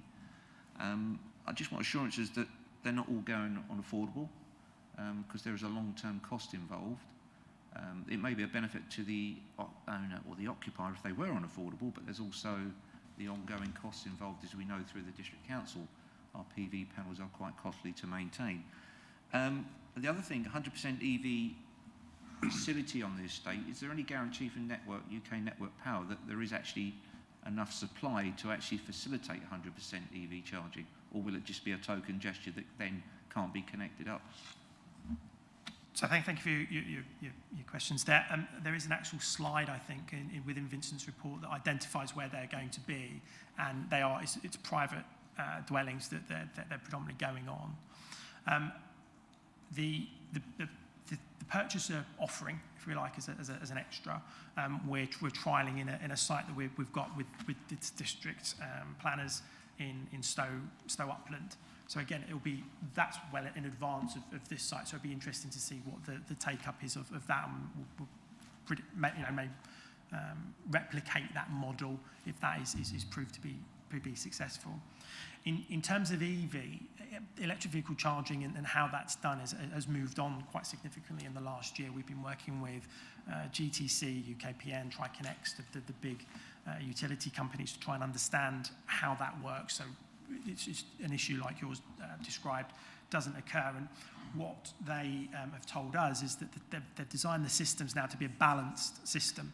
So effectively, if everybody plugs, if you've got a whole site of 100 units that then plug all of their cars in, rather than the first person at the front getting theirs charged and the one at the back doesn't, it's a smart system that identifies the draw, if you like, from the substation, and it gives a balanced fill up during the evening.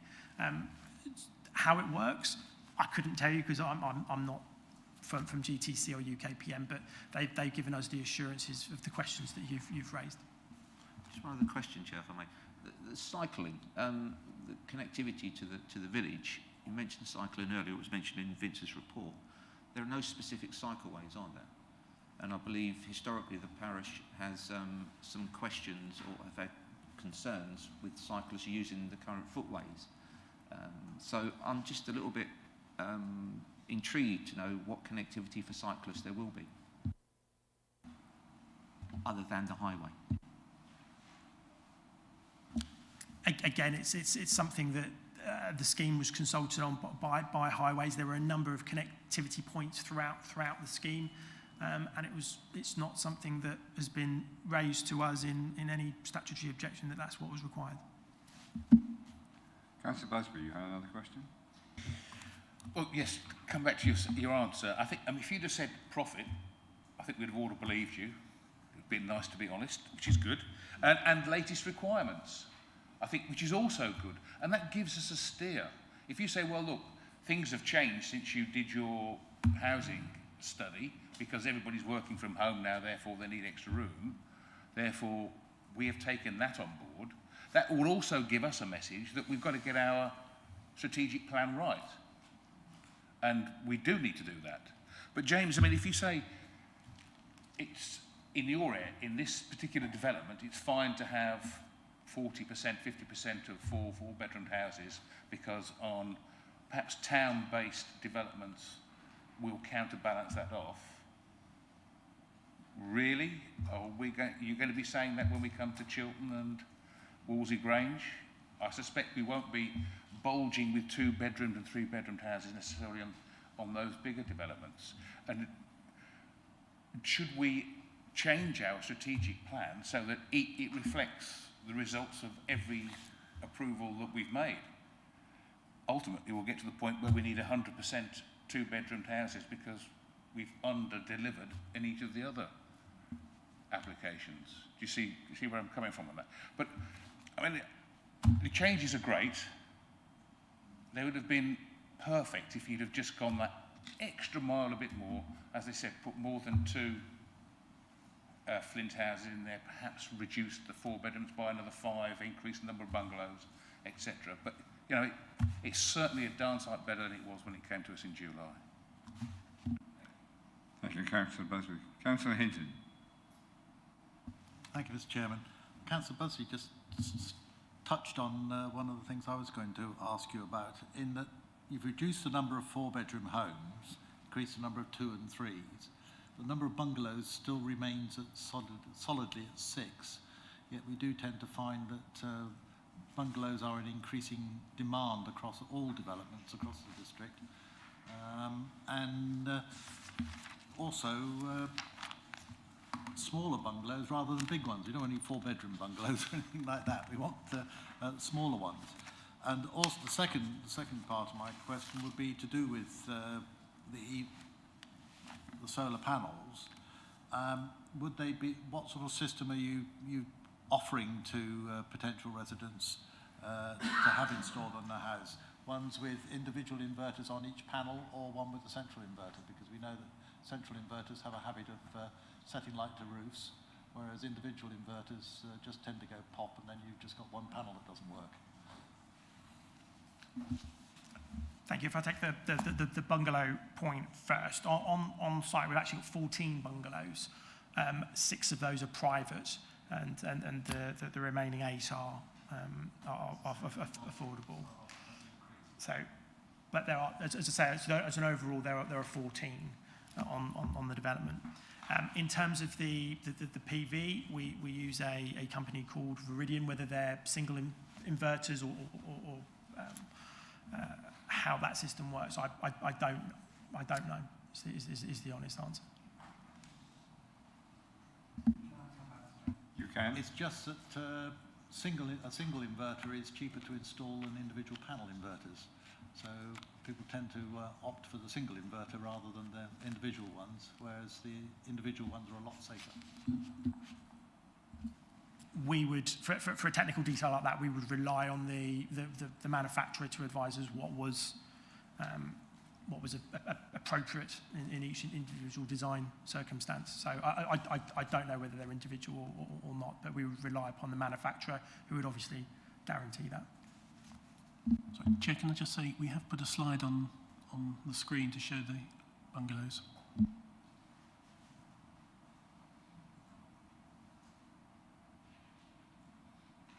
Thank you. Any more questions? Councillor Parker. Thank you, Chair. And this might come a little bit out of left field, actually, but if I may, Chair, during my ward work, I'm raising the profile within my parishes of defibrillators locally, and it occurs to me, Mr. Chairman, that we've been missing a trick here with new build development. And I'm wondering if there isn't an opportunity for us to inquire as to the installation of defibrillators on new build developments as they come forward.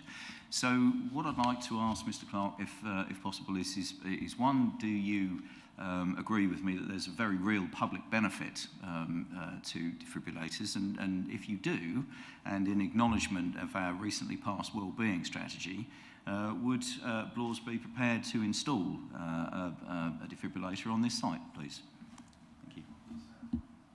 Before you answer, I think you must be aware, and I think the member of the Long Parish Council, you do have a scheme in Long Melford already. Well, could I just Yep, we can ask. Yeah, but if I could just counter that very point, Chair. I mean, you're absolutely right, and Long Melford particularly have been very successful through the efforts of Councillor Nunn, in particular, at installing a large number of defibrillators, and that's the point, because the stats are that fewer than 1 in 10 people survive a cardiac arrest. However, where there is access to a defibrillator within 3 to 5 minutes, the percentage rate of survival goes to over 70%. So it's not a case of having one, it's a case of having a number of defibrillators dotted around the village. But you know, it would be a real tangible benefit to the community, Mr. Clark. With a family with a history of heart disease, I completely understand and agree where you're coming from. I would hope in the spirit of ongoing communications with the parish that we would certainly be able to provide something and identify a location and a time frame for when that could be installed. Any more questions? If not, thank you very much. And we'll move on to the ward members. Councillor Nunn is unwell, so may I ask Councillor Malvesi to address the committee? You have 5 minutes. Thank you very much, Chairman, and good morning, committee. Following our last meeting, Long Melford Parish Council and Bloor Homes met several times to discuss the points and issues raised when we were last before Planning Committee. Headway was made as evidenced by the document Bloor Homes has presented to committee today. However, as my co-councillor on Long Melford Parish Council, Councillor Watts, has mentioned, there are still some important reservations. Primarily, the lack of flint rendered properties. This is a site of 150 properties. Halstead had 4 or more, and we only have 2. So I think we could maybe stretch a little bit there. I don't think the offering is attractive enough. Melford attracts a premium because of its history. It's 3 Grade 1 listed buildings. It's medieval and Georgian fronted cottages, which straddle the B1064 from the site entrance of this development. The artist's impression of the main square at the front of the development, while much improved, still looks a little urban in nature. Additional planting is welcomed, and one hopes that the plants to be used will counter the negative outputs of fossil fuel-driven machines. However, the area could be further broken up by using different coloured block paving to denote cycle-only paths and pedestrian-only pathways within the shared space. The hammerheads, or turning areas, still cause serious concern, especially when we see a plan with the remaining field area marked as in the applicant's control. However, I'm given that this is just for access, but we shall see. These areas need to be planted with oaks with a tree preservation order applied to them immediately to ensure that they are not tarmacked through and felled. However, my personal concern is the attenuation basins. We've had problems in Long Melford with old suds and the management of which has fallen away. Therefore, as committee have said, management plans must be addressed, and other items of concern to LMPC is the car parking on site. We do not want to see more cars parked along Station Road because there just isn't room. I believe that these plans need to be worked on in conjunction with all parties. That includes the Parish Council, Bloor and BDC Planning. It's a shame that Bloor didn't see fit to provide at least some homes with grey water facilities or ground thermal heating systems, but they have provided the hydrogen kits, and they have provided, or they will provide, photovoltaic panels. I would ask Bloor, present today, to install amber LED lighting on the site and not blue-white lighting, which is harmful to humans as well as wildlife. While currently there's no mandatory biodiversity net gain required, however, the MPPF encourages local planning authorities to incorporate biodiversity improvement in new developments. So it is much more around what developers should do. The Wildlife Trusts and the RSPB are promoting that new developments should be designed to integrate space for both wildlife and people, as well as to reduce carbon emissions and minimize water usage. They should be designed to retain and fit in with the existing wildlife-friendly features, such as meadows, which Bloor have arranged, wetlands, hedge, trees, and woodland. They should enhance this network and establish green corridors that contribute to the wider ecological networks. They should incorporate wildlife-rich gardens and other green spaces. They should include structural features and enable birds, bats and other creatures to live in harmony.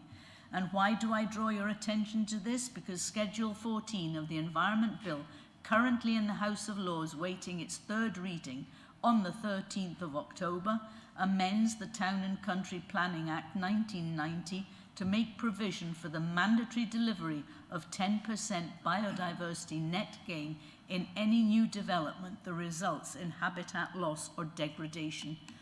Ladies and gentlemen, thank you very much. Thank you. Any questions for the ward member? Councillor Beer. Yes, Mr. Chairman, I've got a question for the ward member regarding the park, and as you know, I'm very concerned about parking throughout the whole of the Babergh district. But and on this particular site, they've got garages and a parking space. How many parking spaces do you want there, and how do you expect Law to achieve that? Because they're doing all what they're required to do, from what I think you misinterpreted me, and I probably didn't explain no, myself, I don't think Councillor. so. And also, while I'm still speaking, it's quite pleasing to know that the motorist actually is leading the way. You say they're selling more electric cars. This is excellent. We're doing our bit for the green of the environment. I was talking about on-site parking for the workers, for the site employees.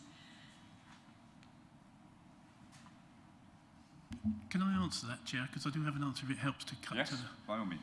As part of the construction management plan, Councillor Malvisi, we will actually identify the parking compound areas for workers. So you're quite right. What we don't want them doing is parking out on Station Hill. We want it all to be contained within the site, and fortunately with a site this size, I fully expect Bloor to be able to accommodate all of that within their own site, if that helps. That's good news, because I've raised it because I'm also the ward member that includes Acton, and the development on Tamage Road. The people in Tamage Road are suffering from employees of that site parking on Tamage Road, and it's causing serious problems. It is a perennial problem, but I'm confident through that management plan and with Bloor's cooperation we can deal with that. Which is why I think we should be working together on the management plan. Yeah. Thank you. Any more questions? Thank you very much. Thank you. Thank you. Right. There's no more questions. We'll open it for debate. Would anybody like to start? Go on, Peter. Councillor Beer. Wish somebody else would. Anyway, well, just to say, Mr. Chairman, very sort of concerned in this whole situation, being at the previous meeting, being at this one, reading all the paperwork, knowing the area very well, which I do, and the fact that they won it on appeal, which I have to say was disappointing to the locals and us, but there you are, this is where we are. What you've now come forward with is, I think, a major improvement from the previous one. And I think that Vincent was quite right, the officer concerned, to congratulate you officers. But I think, and I'm going to congratulate us planners, because we stood out, we decided that we weren't happy with what Bloors was putting forward. We were in touch with what people were thinking and feeling. We know what was needed, and they've listened and taken it on board to a certain degree. And to that I do thank them. All right, not 100%, but then we can't always get what we always want. But we're certainly in the right direction. And even the motorist is getting a better public press here. So I'm very pleased about that. I think at the end of the day, there are some areas which are still up for discussion. I think our officers have most likely got them well under control and pursuing that and what have you. And I think really it only leaves me that I will move approval of the officer's recommendation. I know it's early in the debate, but I will do it anyway. Thank you. Thank you, Councillor Beer. Do we have a seconder for his proposal? Councillor Busby. Thank you. Do you want to say anything? It's unusual if you don't. No, thank you. Okay, thank you. We have a proposal. Any more comments to make? Councillor Hinton.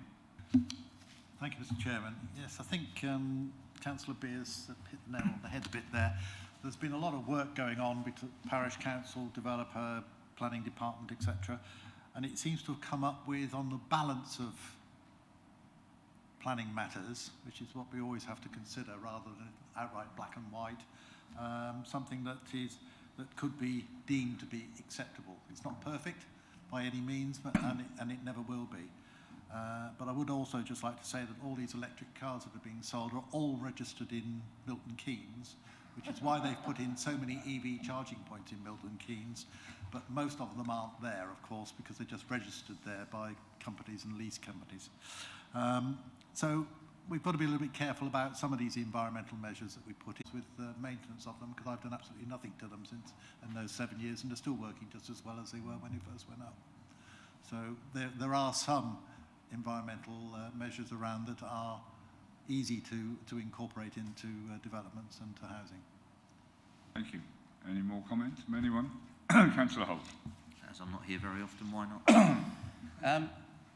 Observations really, I think the entrance into the estate still looks so small. I mean, I drive past it daily and I just look at that and think, how can you get 2 cars in there? I see it's 5.5 metres wide on the plan, but I honestly don't know. It just looks so small to me going past it. Observation. Generally, parking, I think I'll take advantage of being here. Strategically, within the district, we have parking issues. This estate is not necessarily going to help that at all. I think for a long, long time, we've had a knock-on effect of planning laws sent down from central government, not really facilitating the vision of 5-10 years down the road, where these estates have another number of cars. As kids get older, they then come to drive a 2-household car, then becomes a 4-household car. There's no spaces for them. I think we all acknowledge we've got a problem with that, but how we address it is really up to central government. But I'll raise that here because I'm sure in 10 years' time there'll be parking issues on that estate, as there is in every other estate within the district. Cycleways I touched on. I don't know if there is any provision in this development for any money going forward to cycleways and connectivity. As we know, we have our own LC whip coming forward, which is bringing forward some suggestions on that, and there may be some schemes around Long Melford that will benefit from that. And the management plan, again, people have raised concerns with management plans. We do have issues in the past as an authority where management companies have gone bust, and we're left with the maintenance of not only the green space, but the equipment and the fencing that comes with it. So I'm always hesitant about management companies because they can come and go. Those really were my observations, but the question really is, is there any provision in this development for cycleways, and what are they? Thank you, Councillor Holt. The Local Highway Authority have required cycle connectivity, and we haven't got the plan up. In terms of the layout, it's the northern corner where the estate connects to the existing footpath system. So it's effectively connecting it to Roman Road. So you're right, some of it will be on roads. But within the estate, there will be a 3-metre wide connection from the footpath connection into the estate. So it isn't a comprehensive 3-metre wide circular route around the development. It is the connection point. If we can get a slide up, I'm just thinking which slide would be best. So it's a short link out of the estate onto the highway. Yes. Okay. So that's it. Here we go. So, can I actually see a pointer? Oh, yeah. No. How best to describe it? Oh, there we go.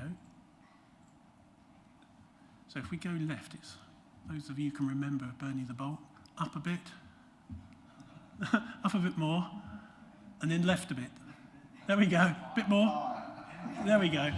Do you see? So that's where you'll be able to, with the 3-metre wide connection, you'll be able to link between existing public rights of way and the estate. And that was the requirement of the Highway Authority. And of course, some of this we are bound by what was discussed and agreed by the inspector at the appeal. I would want to point out, if I may, through you, Chair, the point you made about parking and modern estates. This development does meet your current standards, so we can't push it any further than that. Councillor McLaren.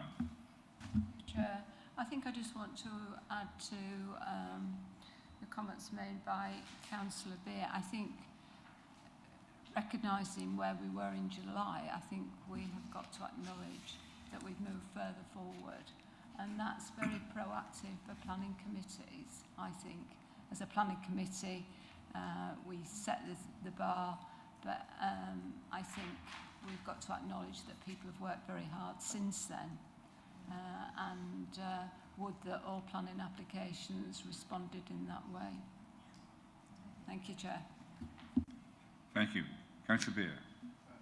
Thank you, Mr. Chairman. Just following on from that point, I think you're quite right, Councillor McLaren, and I think the message we need to send out to developers in Babergh that we're expecting more of them, we're demanding more of them, and that they need to take on board some of our strong concerns. And this particular application is certainly addressing a lot of those, not all of them, as the members have said, but there's certainly the right direction. They're not going to get an easy ride in Babergh if they don't start to play act the ball and what have you. Thank you. Thank you, Councillor Beer. I'm just disappointed we had to ask why it wasn't offered at the beginning. Councillor Jameson. Thank you, Chair. While it's commendable, and I'd like to thank Bloor for going that extra 9% in the carbon reductions when they didn't need to, it does highlight a worry going forward for our local plan that having the 19%, companies are only going to go just to that as much as they need to do and then stop. It doesn't seem to encourage them to go a little bit further to make to add the benefits that would make a real difference. And going forward, that's all they're going to do. They're just going to go to the 19% and stop, and that's a worry going forward. I mean, it'd be nice if we could get some way companies to go and put PV panels on all premises or do enough more insulation than the 19%, but we know going forward they won't do that, which is a bit of a worry. We might even ask whether they will offer it as an extra. That's right. So you can purchase it with the house. Yeah.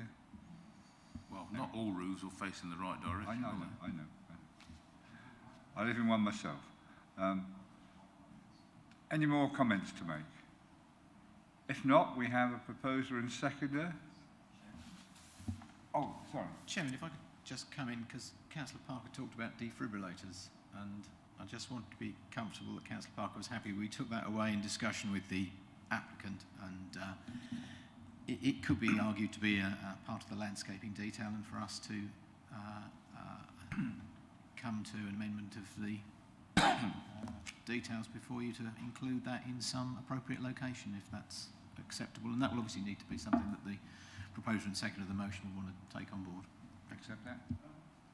Well, Mr. Chairman, I'm not so sure, because the local county councillor for that area has locality money, which quite often we spend on defibrillators. And I've put some in Great Cornard, and I'm quite sure that the parish council could go along to them.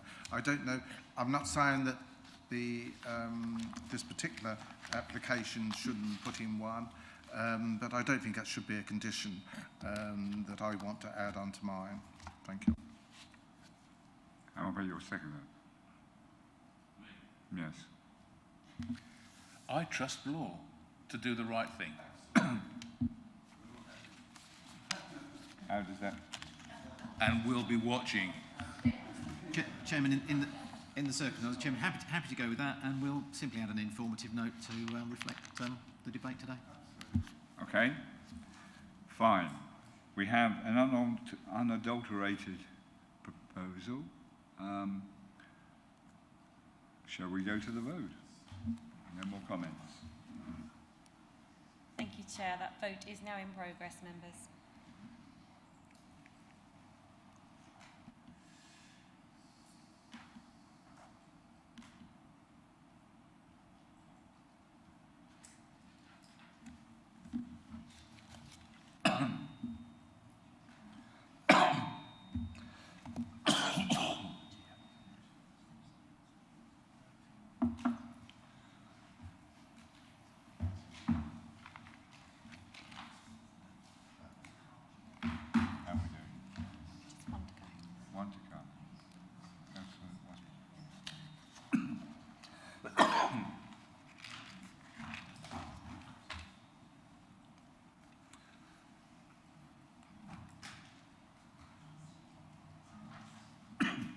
Thank you, members. Chair, that's 11 votes for. That's unanimous. That's unanimous.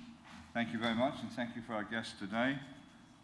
Thank you everyone for attending. Our next meeting is on the 20th of October.